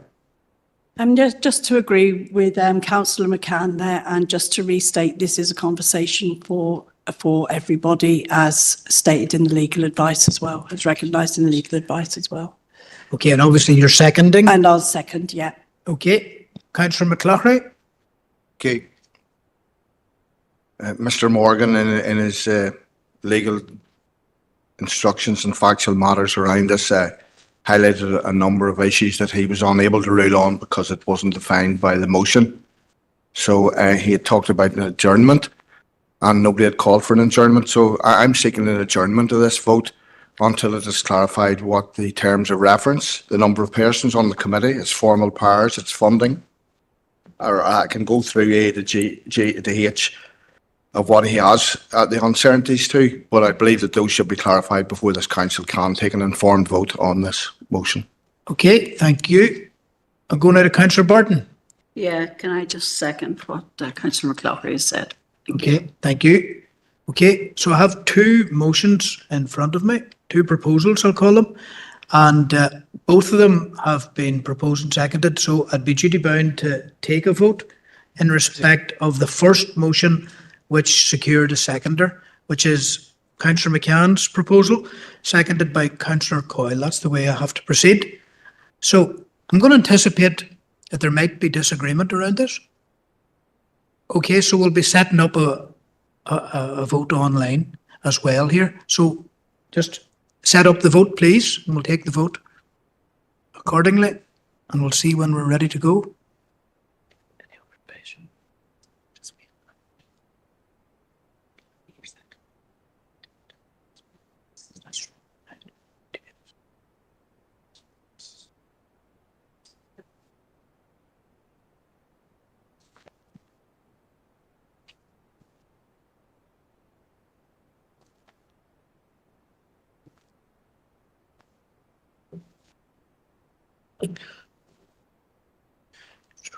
Do I do this here?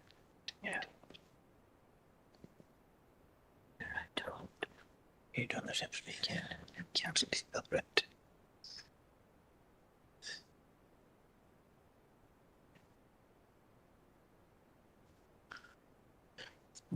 Can I speak here now? Purely failed to reach it. Say that. Just really finish on. That's it concluded. Just 20. 3. Yeah, 10 cast. Okay. Just to say that myself and the Vice Chair failed to reach consensus. I'd be surprised. It's not on, Shirley. Okay, so the vote was as follows: 23 Chair. councillors for, 10 against, 1 abstention. So the proposal is carried. Okay, Chair, I need to move on now. Is it a point of order? It would have to be a point of order for you to be heard, Councillor Mahan. If it's not a point of order, Yes. we'll have to proceed. no problem. I'm only able to vote and it didn't come up on my computer here. Okay, we can certainly note that, Councillor Yep, Mahan. please vote as against. No No problem. vote didn't come up here. Okay, I've called the vote, but we'll certainly note what you have just said. Okay, thank you. Now, I'll go now to item 6 on the agenda, and I have to confirm the minutes of the Environmental Services Committee meeting held on the 3rd of September. So we'll go through this now. That's a committee chaired by Nolan, by Councillor Hayes. So page 1 for accuracy. Page 2, page 3, page 4, page 5, 6 and 7, 8 and 9, 10 and 11, 12 and 13, and 14. Can I look to Councillor Hayes for a proposal? Proposed by Councillor Hayes, seconded by Councillor McGrath. Thank you. So we'll go through now matters arising, item 7 on your agenda. So page 1, page 2, page 3, page 4, page 5, 6 and 7, 8, 9, 10, 11, 12, and 13. Thank you, members. Moving on now to the next item on the agenda, which would be item number 8, Everhocht, and that is to confirm the minutes of Regeneration and Community Committee. That meeting was held on the 9th of September. Paper D relates to this, and Councillor Thompson is our committee chair. So again, for accuracy, 10 pages. 1, 2, 3, 4, 5, 4. Yes, Chair, just on accuracy, it's in relation to item 4.5, recommendation 1 regarding the proposed contribution to the Hospitality Exchange, and we were asked specifically to see if there were any discernible and unique benefits to the district. So we were unable to identify any, so we'd be recommending that that section of the recommendation would not be adopted as part of the minutes, and we can provide a further update under matters arising. Okay, thank you. So that's can be returned to in matters arising. Page 4, page 5, page 6, 7. Okay, Councillor Anne-Marie Donnelly. Thank you, Chair. And just in relation to item 5.1, I would like to exclude the last part of the recommendation where we're minimising, I suppose, the maximum financial contribution that we could make. I'm suggesting that we would put a full stop at the end of programme and leave out that last line Okay, so that that can be reevaluated at a later date. Okay. Thank you. okay. And a seconder for that, Councillor Coyle. Thank you. Sorry. We'll adopt the minute. We'll adopt, yes, no problem. Then we'll come to it again. Okay. So page 6, page 7, page 8, page 9, and page 10. Yeah. That's Councillor Thompson. Okay, so I'm going to look to Councillor Thompson now to see if he's prepared to propose, subject to those amendments. Councillor Thompson.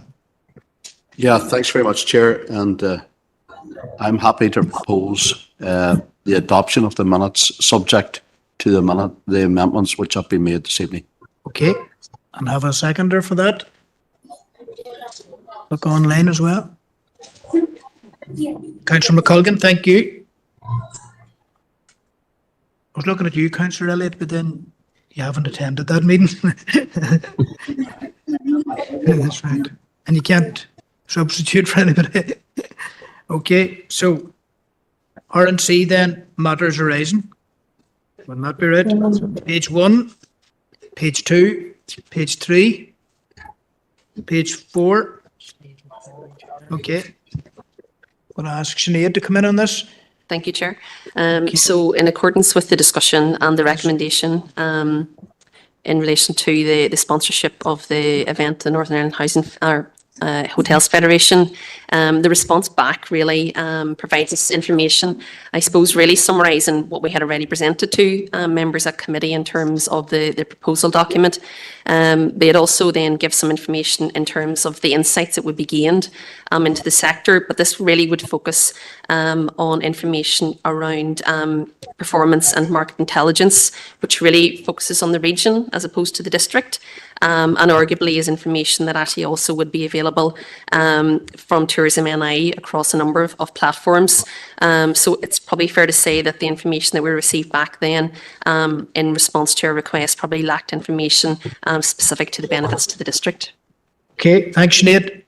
I welcome that myself. I would have raised this concern because having attended the conference on a previous occasion, I did form that opinion, that it wasn't particularly relevant to this district. And I think that's what councillors should do is if you're at an event, you should evaluate it yourself as to whether or not it's making a meaningful contribution to the objectives of our council and our area. So I'd personally just reiterate that point as well. Thank you.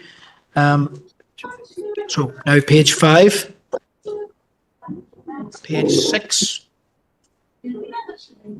page 7, page 8, page 9, page 10. And that's agreed, members. Thank you. So we'll proceed now till item 10 in the agenda, and that would be our Policy and Resources Committee, which is chaired by Councillor Thomas O'Reilly. And there are 11 pages here initially for accuracy. Page 1, page 2. I think there should be points for any councillor that spots inaccuracies. 3, 4, 5, 6, 7, 8, 9, 10, and 11. Can I look to you, Thomas? Bring Thomas in. Happy to propose, Chair. Thank you. From Abbott. And then have a seconder for that. Look around the room, Councillor Anne-Marie Donnelly indicated there. Okay, thanks for that. And then matters arising, page 1, page 2, page 3, page 4, page 5, page 6, page 7, page 8, page 9, and page 10, and page 11. Okay, that's agreed, members? Okay, so we're now moving on in the meeting, but I think I have to do this. I'll ask the Chief Executive for a wee bit of guidance here. We'll have some very important matters that we need to reach in confidential. So would this be the appropriate time in the meeting to seek approval to go into confidential? If I could, Councillor Thompson, seconded by Councillor Robinson. And do we need to explain that even in generic terms, Alison, why we're going into confidential? I certainly can do, Chair. It's actually specified on the agenda. Right. So it's for the reasons, for the information that's contained within the various reports. So it's in accordance with section 42, subsections 3 and 4, subsection 6. So that deals with confidential human resource, confidential legal, confidential financial. We've the standard adoption of the various minutes and an update on a legal matter. Okay, thanks very much. Okay, so take a proposal. I've done that. I got that. So recording needs to pause.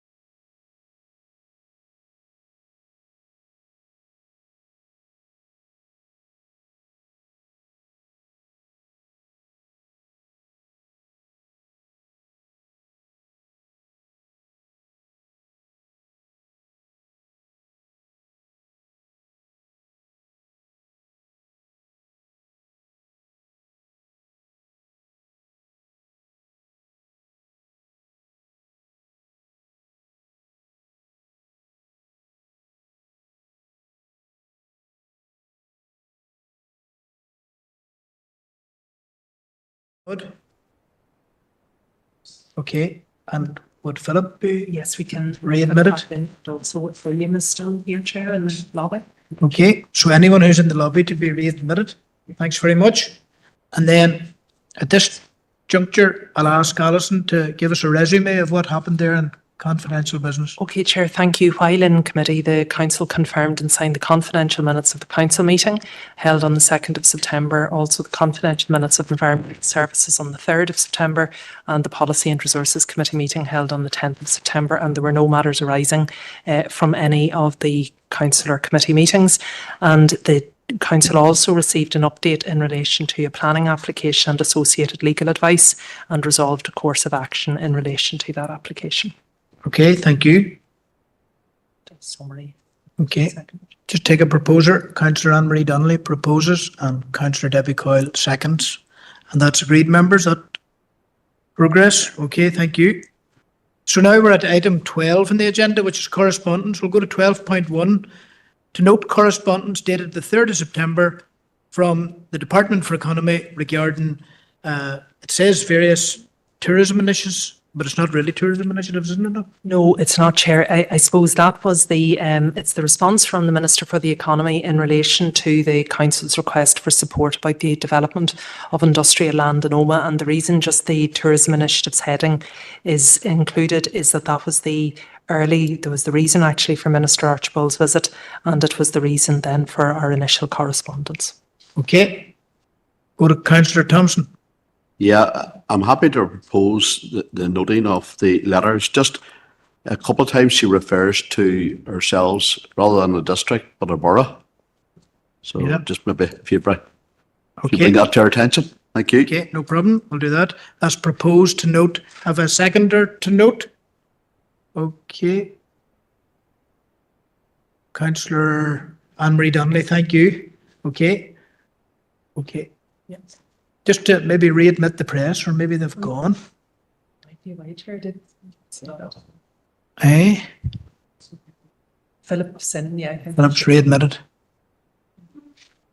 Okay. That's William, thanks. William, we just noted there, item 12.1 in your absence there. And then we sent for you. Okay, so that's 12.1. 12.2. Yes, Chair. This is correspondence from Arts a Wonder, which is an International Fund for Ireland funded initiative. Terms of reference are set out, and so is the programme. But I suppose just to bring to members' attention, there is actually an event, an ongoing conversation in our district. So it's in the Westville Hotel in November.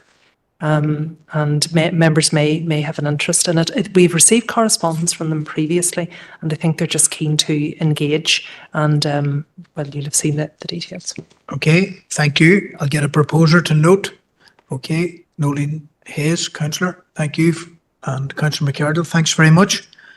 Just further to that, Alison, if I could propose that we contact Jennifer Morgan of the Department of Education Strudel campus team.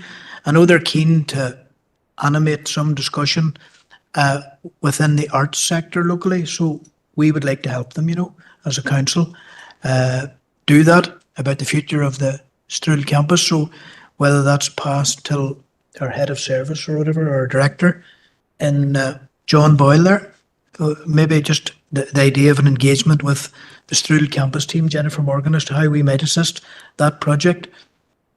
I had thought about Arts a Wonder as a possible participant in that discussion, but that may or may not be necessary. I'll leave that till John, till progress. Thank you. Is there a seconder for that? Councillor McGrath, thanks. Okay. And the next item is at 12.3, is it? Yes, Chair. It's just an update from Mid-Ulster District Council, just formally confirming their council's support for the motion or the letter that we had sent to them previously regarding access to cash. Okay, take a proposer to note, Councillor Anne-Marie Donnelly, and a seconder, Councillor Robinson, thank you. And we'll move on. Next item, Chair, is an invitation from the RTPI. It's for an event, Building Better Communities, Politicians and Planning event. And it's held in the Glenavon Hotel on Monday, the 27th of October. It's particularly targeted at planning committee members, free for councillors, and travel costs would be the only addition, and keen for nominations by no later than the 17th of October. So it'd be useful, Chair, maybe to get nominations by, certainly, but maybe by the end of this week, if that worked. Councillor McLaughlin. Chair, I thought, and the chair's beside me here, I think, did we not nominate at the planning committee and then this was to open it out to other councillors? Sorry. From memory, I think that is that. Okay, so we'll go to Councillor Buchanan. Councillor Thompson, could I nominate him to attend, please? Yeah, okay, agreed. Okay. That's okay. We'll work back on that then, Chair. Thank you. And then item 12 sorry, Councillor Reddy. Just to clarify there, this event in Glenavon Arts and Cultures, and that is the Glenavon. Oh, sorry. No, sorry, that was my mistake. I meant the Burnavon. I said the Glenavon. Sorry, it's the Burnavon. Sorry. No, two different places, but in the one time. Sorry. Thank you. Thomas, you've been busy in the Cookstown area. You know your stuff. Okay.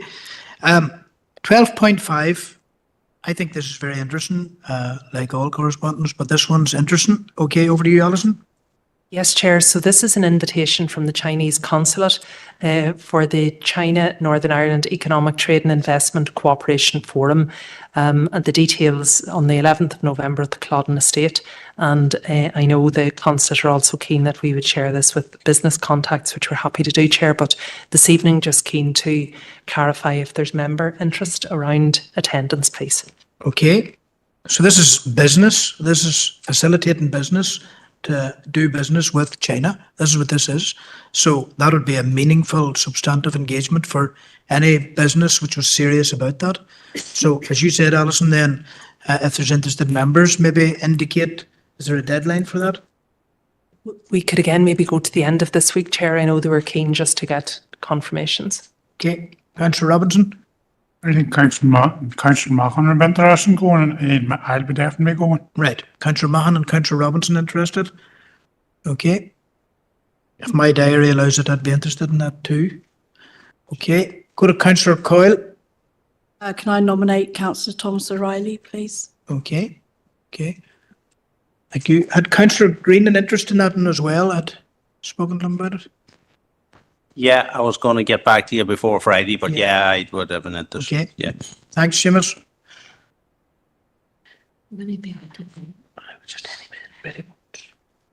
Councillor Coyle, Chair. Okay. Councillor Coyle, come back to you. Thank you. And Councillor Brown. Councillor Brown. Okay. Thank you. Again, it remains open for councillors to nominate Councillor Hawkes, proposed by Councillor Robinson. Okay. Is that the way it is, Earl, in this townland? Okay, no problem. Okay. Happy enough for that. Okay, we can leave it like that for now, members. Thank you. Item 12.6. Thanks, Chair. Just again for noting, really, it's just the confirmation from the department in terms of the making of the order. This is around the Coronavirus Act and the just continuous extensions in relation to the associated legislation. So that's really all, Chair. Around Okay, proposer to note. Okay, Councillor Donnelly and Councillor Anne-Marie Donnelly then second, and Stephen Donnelly's proposal. Thank you for that. I'll come back to 12.7 because I understand Councillor Tomás O'Reilly has a particular point to make about this and he's out of the room. I just have noticed that. But there are other correspondence. Yes, Chair. So there's a few other items and I just would refer you to your other folder. The first is from Mid-Ulster District Council in relation to a motion they adopted in relation to CAR T-cell treatment and therapy. Okay, thanks for that. I will take a proposer to note, so I would, if I could get such a person. Okay, Councillor Stephen Donnelly and Councillor Adam Gannon, thank you. Proposed and seconded. Okay. And then other correspondence, if you want to continue. I'll continue. So, Chair, there are then three letters or three responses from the Executive Office. So you'll remember that we had issued correspondence on a variety of issues and all of them were either CC'd or sent in the main to the First and Deputy First Minister. So these are really their acknowledgements to each of them, because we had done a follow-up letter. So the first is, and in each case, sorry, the lead minister has responded. So the first was in relation to the council's motion on the cost of living crisis. The second was in relation to the council's correspondence about wastewater infrastructure. And the third was in relation, to the Good Jobs Employment Rights legislation, which was another motion we adopted. Okay. So just for noting. Just note the three on block, please. Councillor Robinson and Councillor Elliott. Proposed and seconded accordingly. Thank you. And agreed, members? Okay, we've dealt with the next item, which is the NIA letter, Chair, in the course of the correspondence or the course of the meeting. And then the only other item is a request received from Northern Ireland Water to make a presentation to the council around their updates and their proposals. Would be keen to have that in person. Yes, well, that's what I was just going to say, Chair. They reference in the letter their preference around virtual meetings, but I think certainly the council had previously indicated that we would just proceed on the basis of in person. So if you're happy that we do so, we'll make those arrangements. Okay, I think that's agreed, members. Councillor Coyle proposing formally and second, and Councillor Thompson, thank you. And then you just back to 12.7. So if you can draw our attention. Okay. Thanks, Chair. Just in relation to that meeting with NI Water, can we ask that they give us an updated list of the wastewater capacity across the district, so that we can have a meaningful discussion on that when they are here, and their plans, to move that forward, and what their plans for investment are? Thank you. I think they're called sometimes constraint maps. Is that right? Yeah. You can get that. Sorry, Chair. It's just that sometimes when they talk very vaguely about things. We want to know the facts about what's happening for our own areas, Very specific. Detail. Okay. Thank you. Okay, Councillor Green. Yeah, and if I could just follow on that, could I ask that they could clarify whether their data is desktop data or actual on-ground surveys that they've done? Because I know one village where in 2021 there was 17.5% capacity for sewage, which would have left that there was a fair amount of new houses could have been built. 2 years later, they were saying it was 2.5% capacity, but there had been 0 houses built in the convening 2 years. So we looked for them to confirm or explain how that happened, and we were told that this was desktop survey or data that we're using. And then they went back and they actually then done a ground-based study, and they came back then and put it back that there was 17.5% capacity. So the data seems to be very sketchy. And as for the planning committee going by NIW's data, if it's desktop data, I would suggest the planning committee should question it and actually get the factual data, because I think there's an awful lot of villages being put that they can't increase housing because of sewage, and it's desktop data that they're using, when in fact there is actually more capacity than they're saying. Okay, thank you. Councillor Robinson. Thank you, Chair. Can we ask them about the discharge of sewage into the water streams? What tonnage or what gallons is bringing in? Okay. These are items on the agenda, aren't they? Yeah, we'll include those. Councillor McClory, you probably have a specific example? Yeah, on based on what Councillor Robinson said, how many counting devices do they have that, so we know exactly what has been discharged? Because again, as Councillor Green has alluded to, it's a desktop exercise, and if they're if they're tipping sewage into our waters around Fermanagh and Omagh, it would be better knowing the exact quantity rather than a desktop estimation. So how many counting devices they have in the district. Okay. Thank you. That's agreed then, members. Those questions. I'm going to come back now to Councillor, I said O'Reilly earlier, I should have said McGeer. Tomas McGeer, I know you want to speak about 12.7. So before you do, if I could bring in Alison just on 12.7. Okay, Chair, certainly. It's really just, as members would have seen, it's a proposal regarding language training for councillors. The details are set out.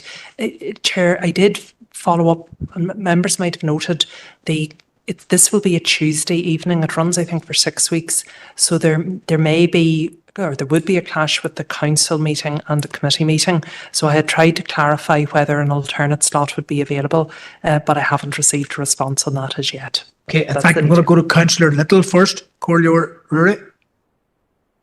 Thanks, Chair. Just in relation to the correspondence from Gail Coulter, I think it offers a wonderful opportunity. I certainly would relish the opportunity to learn and practice more Irish. And I propose we have a more in-house provision for this, increased staff and increased funding and more opportunities for learning Irish. I mean, the Irish language belongs to everyone. And I reiterate, I believe it's a wonderful opportunity for everyone to learn their native language. Right. Well, I'll go to Councillor McGeer. Carly, thanks, Chair. Yes, again, an interesting communication, but again, following on from what Councillor Little has suggested there, and I think we have in-house quite a fundamental basic Irish lessons already have been availed of by most councillors in the chamber, even other various parties. I do believe that we could expand on that and maybe have a more comprehensive education programme for councillors in the terminology used. Some of us try to use a couple of focal here and there as we're going through the meetings, but obviously if everybody was aware of it, there may be an increase, and there is obviously a desire for Irish to be heard out there by our constituents. So I'm happy to second Rory's proposal, if it was such a proposal, that we investigate in-house education programmes with the usual phrases that are used in chambers, etc. I think it is easily available out there on the online, etc. So happy to propose that, Cormac. Okay. Seconded, Chair. So Councillor Little has proposed and Councillor Maguire has seconded and agreed. Thank you. Okay. Okay. I'll go now to Councillor Ovens. Thank you, Chair. And really, it was a query on the last proposal. If I heard the member speak correctly, I think the phrase was increased access and increased funding. So does that mean this council is just taking a decision to increase funding without actually knowing what level of funding for what? Can I just get clarification on that proposal that has just been made? What exactly has the council just endorsed there? My interpretation is that the proposal, I appreciate what Councillor Little had said, relates to the provision of an in-house programme of language support from our in-house team with particular phrases that would be of benefit to members in the chamber. If there was a proposal or if there was a consideration about our wider staffing resource or funding, that would come as part of the estimates process. But as I interpret, it's really around in the context of the correspondence that we develop an in-house programme related to language skills for elected members, to which all members would be invited. Yep, thank you. That'd be my understanding too, and it's legitimate for Councillor Little to state what he would desire, but the proposal related to the in-house programme. Thank you.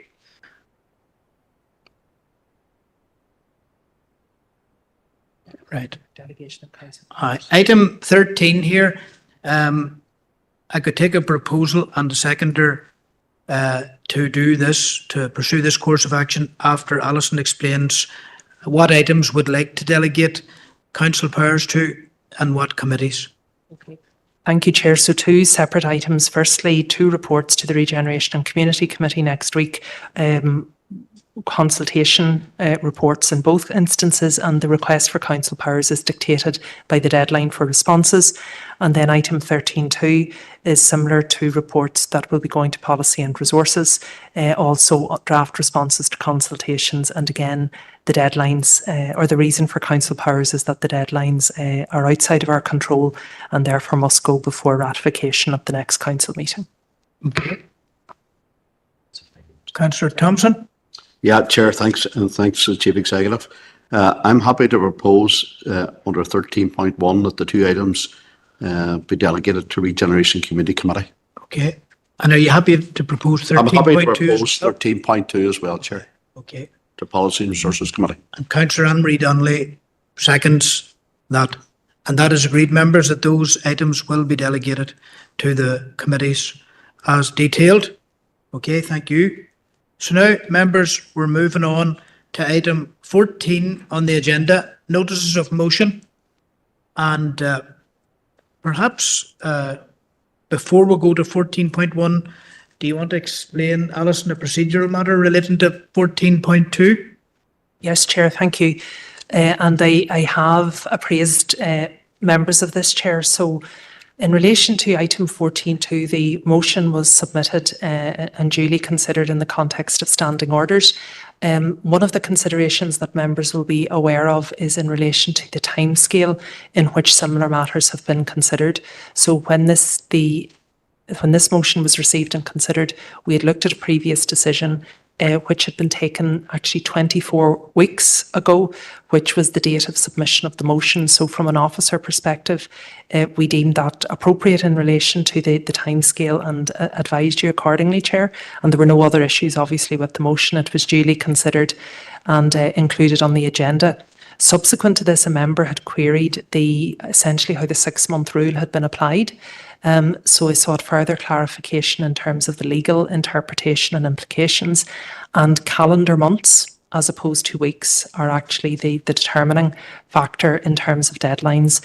So as a result of that, the soonest by which the motion could be considered is actually the November council meeting.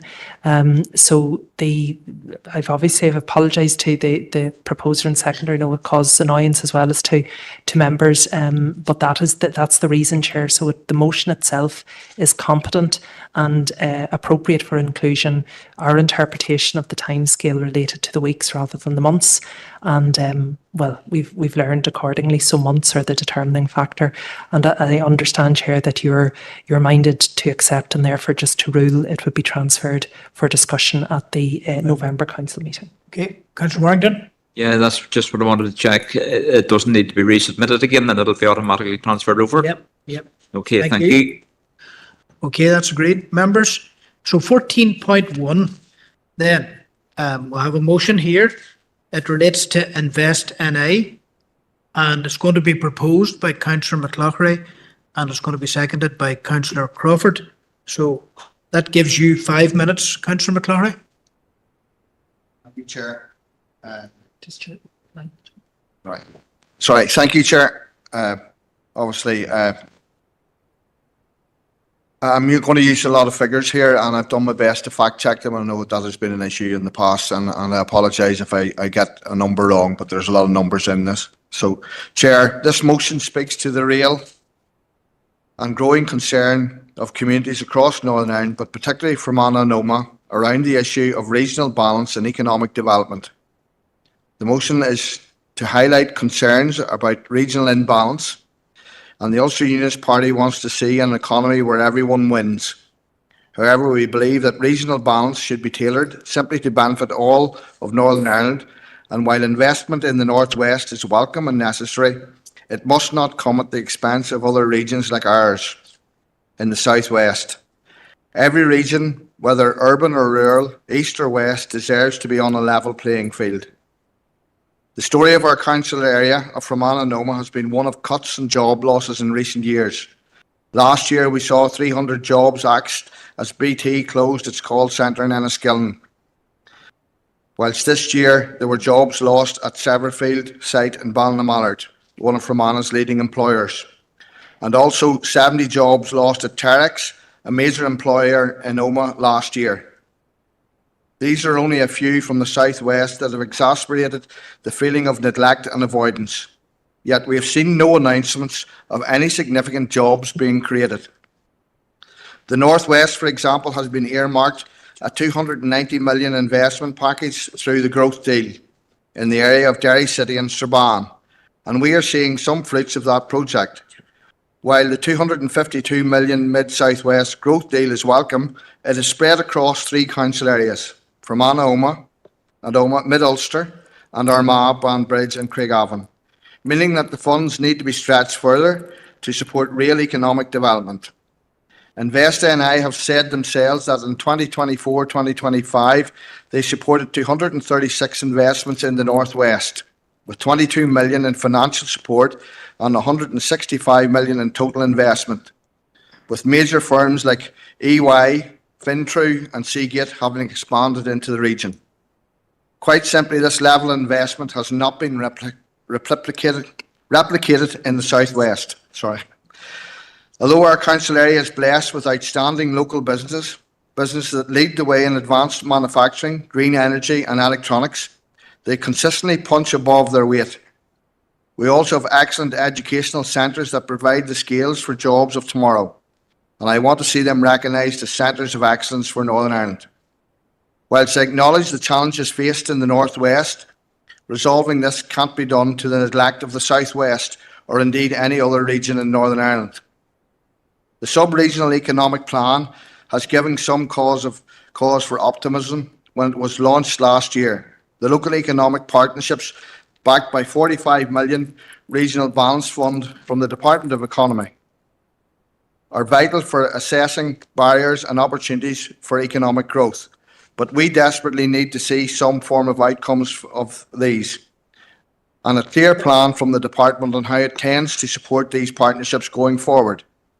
However, within local economic partnerships, Derry and Strabane District Council disproportionately benefits based on its deprivation scores.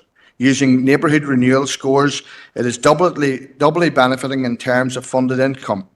And for Fermanagh and Omagh, there's deprivation of services, to which we do not get recognition: access to services, poverty, public transport and infrastructure. We also welcome Invest NI's ambitious targets to increase the proportion of investments outside of the Belfast metropolitan area to 65% by the end of its strategy period in the 2026-27 year. The intention is there, but transparency is key. Communities need to see where investment is going and whether it's reaching these areas that have historically been underserved. The recent resignation of Mr. Kennedy from the Invest NI board has quite rightly raised questions about how regional economic interests are being represented here in Northern Ireland. Indeed, in a response to our MLA, Diana Armstrong, to the Minister, she was assured that appointments to the vacant post will be made on merit. While we welcome a job being allocated on industry merit, we firmly believe that the board needs greater regional representation, as no current members are business people from Fermanagh or Omagh. It serves as a timely reminder that economic policy must not only be effective, it must also be fair and inclusive to all regions in Northern Ireland. This isn't your about remaining points, John. the last paragraph. When you sum it up, okay. Thank you. This isn't about tokenism. It is about ensuring that the board reflects the full economic diversity of Northern Ireland. This is Fermanagh and Omagh's opportunity to level up. Unlike other regions, we are not going to invest NI with a begging bowl. We have been proactive. We have got on with the job. We already have the building blocks in place for tomorrow's economy. What we need now is delivery, real investment, real jobs, real opportunities for the people of Fermanagh and Omagh. In short, we want regional balance, but it must work for the entirety of Northern Ireland. Let's ensure every community has a fair shot at growth, investment and opportunity. Thank you, Chair. Okay, no problem. Okay, Councillor Crawford, I would like to bring you in next. What do we see? There you are there.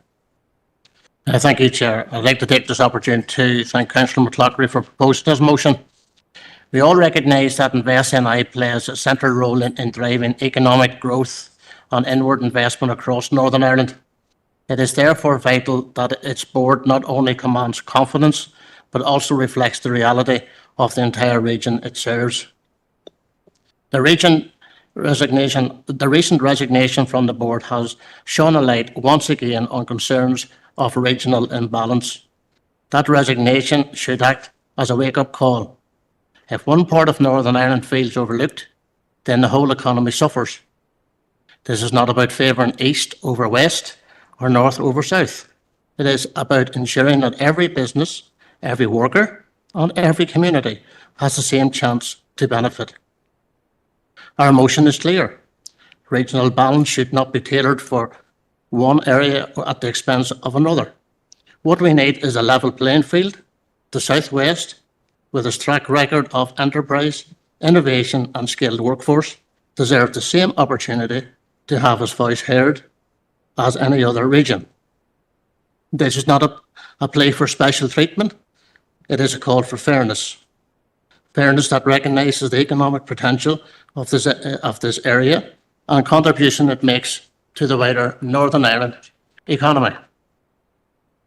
Having dedicated regional voices on the Invest NI board, selected based on industry merit, would strengthen the organisation and make it more representative of the people it serves.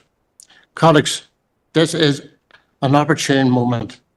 With a vacancy on the board, the Minister has the chance to put right a long-standing imbalance and demonstrate a real commitment to balanced economic growth across the province. I urge you all to support this motion, not simply for the benefit of Fermanagh and Omagh, but for the principle that no region should be left behind, and I'm very pleased to second this motion. Thank you. Chair. Thank you, Councillor Crawford. Councillor Buchanan. Thank you, Chair. Well, I'll be brief. We do support the motion before us this evening. It's regrettable that Kieran Kennedy resigned from Invest NI, citing lack of commitment to regional balance. Regional balance must be more ambitious than a sole focus on the Northwest. The DUP is committed to true regional balance across Northern Ireland without a narrow focus on one particular region or the other. In the previous Westminster mandate, we successfully fought for city and growth deals, which Keir Starmer's government attempted to halt. This funding is a game changer for areas across Northern Ireland. The Department's sub-regional economic plan makes encouraging reading. It paints a varied picture across Northern Ireland. However, with 45 million being allocated to local economic partnerships, we would expect the Minister to provide an update as to if there is now a plan on how this money is to be spent. The Ulster University report makes it clear that we need investment in regional infrastructure and connectivity. In Northern Ireland, we have seen great improvement in our digital infrastructure as a result of Project Stratum. The median percentage of premises that have coverage from a gigabit capable service is considerably higher here compared to our counterparts in England, Scotland and Wales. In everything that we do, we have to balance environmentally responsibility with economic reality. We know that the agri-food sector has played an important role in supporting growth in our rural areas, and therefore we should take great advantage of this asset base. And we are proud of our industry and FODC and will continue to champion them. Thank you, Chair. Thank you very much, Councillor Buchanan. Councillor Withers. Margaret Carley, thank you, Chair. With support of the sentiments of the motion to bring greater investment and regional balance to our area, I do feel the emphasis on individual representation on the Invest NI board rather than policy intent is misguided. The current Assembly mandate is the first time that Sinn Féin has had the opportunity to take the post of Economy Minister, and since doing so, has put regional balance at the heart of the department, listed as one of its 4 key objectives. The department's sub-regional economic plan has set out a regional balance target for Invest NI for the first time, and included in that is increasing the number of investments outside the Belfast area from 56% to 65% over 3 years.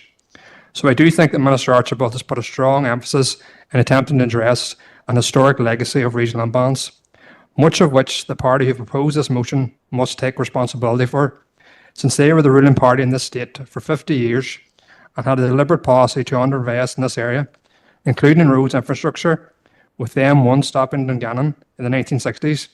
And indeed, it was shocking that their Fermanagh South Tyrone MLA and former councillor in this chamber, Diana Armstrong, has called for a rethink of the new A5 in recent weeks, which is vital not only for road safety, but also for connectivity with the northwest and the rest of this island, and will be a game changer for economic development.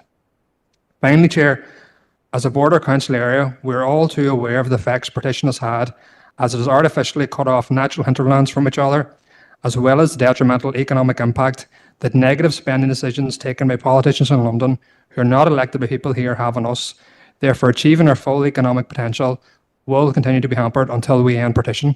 Gur Margaret. Okay, thank you. Gur Margaret. Councillor Gannon. Thank you, Chair, and I welcome the motion bringing forward a discussion around regional balance. I think quite often the discussion about regional balance is always quite often in media terms discussed in terms of Derry and the Northwest, and yes, of course, Derry and the Northwest face challenges, and they definitely deserve a greater slice of the pie as they've been failed, but pretty much everywhere outside of Belfast has been failed over many, many years. And as has been said by the proposer, the lack of access to services, and in particular, the poor infrastructure that we have here, is a major factor that needs considered in part of the greater regional balance piece. And of course, I'm a big supporter of regional representation on all bodies and on all boards of organisations in the North. I think it's beneficial, and if we could have a voice for this area on the board of Invest NI, that would be brilliant. But I think obviously all areas need the representation. Apart from maybe Belfast, they've got plenty in the past. And it would be important to note, obviously, the Assembly's backing of the SDLP motion on regional balance. This week, it's important that we need to move forward with it. And as well as that, we need to see the assessment of the progress on the sub-regional economic plan. But, you know, we support the intention of the motion and will be supporting it, Chair. Thank you. Thank you very much. Okay, so I'll be coming now till Councillor McCloughery till wind up. Imagine I could ask you to wind up generally, John. But just before you do, John, I want to tell you that together with the Chief Executive, I met with Kieran Kennedy yesterday. I had contacted Kieran, said I would like to meet him, and a couple of weeks ago I made that contact, and interesting to see the motion as well, of course, but I met with him yesterday. I have to say, he strikes me, he's somebody I know well, I know well about his CV, his track record, with O'Neill's and with 21 training, he's top of his game. I think he acted with huge integrity in the way he resigned, because he actually didn't do a big round of media interviews or anything like that. He said he took his decision.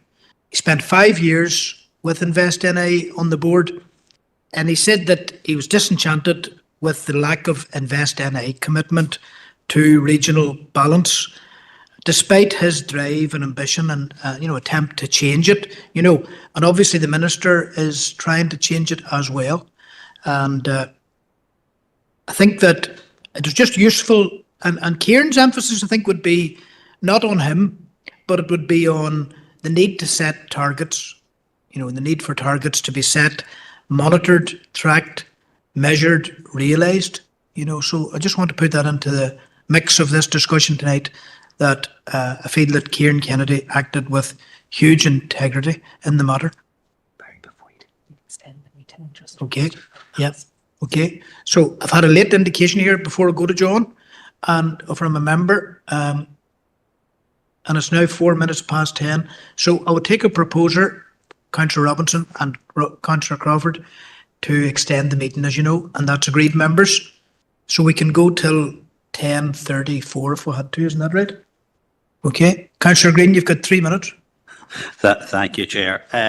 I wasn't going to come in, but I decided I would, because this is something that I have been following up from, I think it was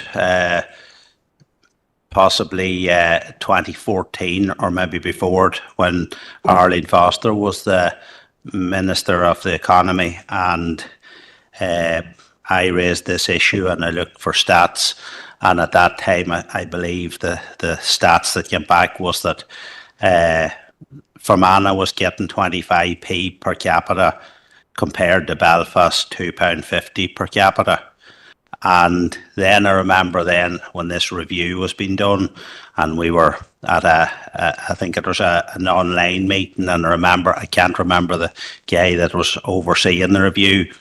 I was very sceptical whether it did work or not, and I remember pointing out, time would tell, and he was very adamant that time would tell and that it definitely would change.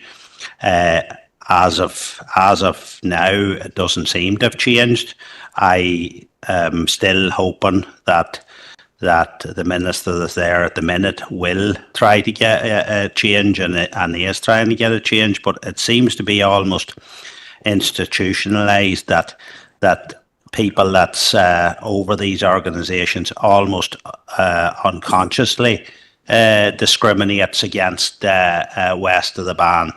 And I am delighted that the Ulster Unionist Party, as Patrick there did suggest, has finally come to the table, because it was them that took the railways out of west of the Ban, stripped the west of the Ban of the railways, stripped them of all investment, stopped the motorway at Dungannon, as Patrick said there. But even at this late stage, they're welcome to the table. Okay, thank you. Councillor, I think you were referring to the Michael Lyons, the Lyons review, and then Kieran Donohue's appointment. So anyway, we'll take a look at that. But we're at the point of the meeting now where Councillor McLaughlin will sum up on his proposal, his motion. Over to you, John. You all right? Thank you, Chair. Obviously, whilst there's some not total agreement, I think there's a general agreement with the motion. Whilst I enjoy my history, I also enjoy my sport, and it's the team that's out on the field at the minute's the team that performs, and so we're looking this minister to step up and perform. Thank you. Okay, thank you. Members, I'm going to anticipate that there's broad agreement for the spirit and content of the motion. Agreed, members? Okay, agreed. Thank you very much. Okay. So we're now at any urgent and relevant business. I'm going to go to Councillor Little first, then I'm going to go to Councillor Brown, and then Councillor Coyle. Okay, just do a double check that I didn't miss any emails or anything like that earlier. Okay, Councillor Little, Corridor Little. Thank you, Chair. I'd just like to acknowledge the BBC Good Neighbour Award, which was awarded to Brady McCullough from Rushkey in September for her exceptional commitment to her local community in the Rushkey area. This is a very prestigious award which recognises individuals who positively impact their community through kindness, hard work and dedication. And Brady was honoured for her work with the Rushkey Development Association. I also think it's very important for us as a council to note and to acknowledge community veterans such as Brady McCullough, who are the cornerstone of our local community. Okay, thank you. Really, so I think I'll write to Brady in light of what you've said. And I also had the privilege of attending the homecoming event on that Friday evening, and I was accompanied by Gary Mortland from the council community support team. And it was a wonderful event. You want to see the popularity of Brady within her own community and her friends and neighbours and all assembling in Rushkey Community Centre. So thank you for bringing that up under any urgent and relevant business. Go to Councillor Brown. Thank you, Chair. I just would like to once again raise the issue of the Railway Hotel in Enniskillen. Previously, we had been in a correspondence with the owner, and we were assured that a 10-week deadline would be adhered to. Now we've come 3 or 4 weeks past that deadline, so I'm just once again raising it, and I've proposed that we write to the landowner asking for an update on when the containers at the front of the building will be removed and then access to the footpath will be reopened. There have been some issues in the last week or two of lack of access for people, so need to get this issue resolved, and deadlines which are given have to be met. Thank you. Okay. You just need a seconder for that to be actioned. Councillor Anne-Marie Donnelly, thank you. Okay, all agreed. Okay. And thirdly, I'll go now to Councillor Coyle. Yeah. Thanks, Chair. I'd like to propose that the Chair, on behalf of Manoroma District Council, write to President D. Higgins to thank him for his 14 years of distinguished service to all the people of this island, north, south, east and west. He has always been universally well received, a voice for peace and speaks truth to power. I'd like the Council to wish him well for the future. We now have 2 candidates running for the position of President, and I'd like the Council to invite them to meet us and lay out their vision for the future. As the election is in 2 weeks' time, I do understand that time is limited for them, and they may not be able to organise this within the 2 weeks. So I would propose that we do write to them to invite them, but would also extend that to the winner of the election. Okay. So, you know, if they're not able to do it within the 2 weeks, that invitation goes to the next president of Ireland to come and meet us here in the council. Okay, do I have a seconder for that? Councillor Hayes. Okay, thanks very much. Thank you. Okay, and I need to check, is that agreed? Okay, agreed. Okay, thank you, members. I think that brings our meeting almost to conclusion. If I could just mention one person who died recently that is relevant to this district. Monaghan McGann was a writer and a broadcaster and a naturalist and tremendously creative person, but he was actually in the programme to deliver a lovely creative event in the Strull Arts Centre on the 12th of November, but he died there recently. I think it was of pancreatic, no, prostate cancer stage 4, and he was a man in his mid-50s, and I know a lot of people were looking forward to his show in the Strull Arts Centre, but again proposed to write to his family, you know, to sympathise with his family. So if I could maybe get a proposer, Councillor Coyle, go for you there. Thank you. So the meeting has now ended. Thank you, Chair. Good.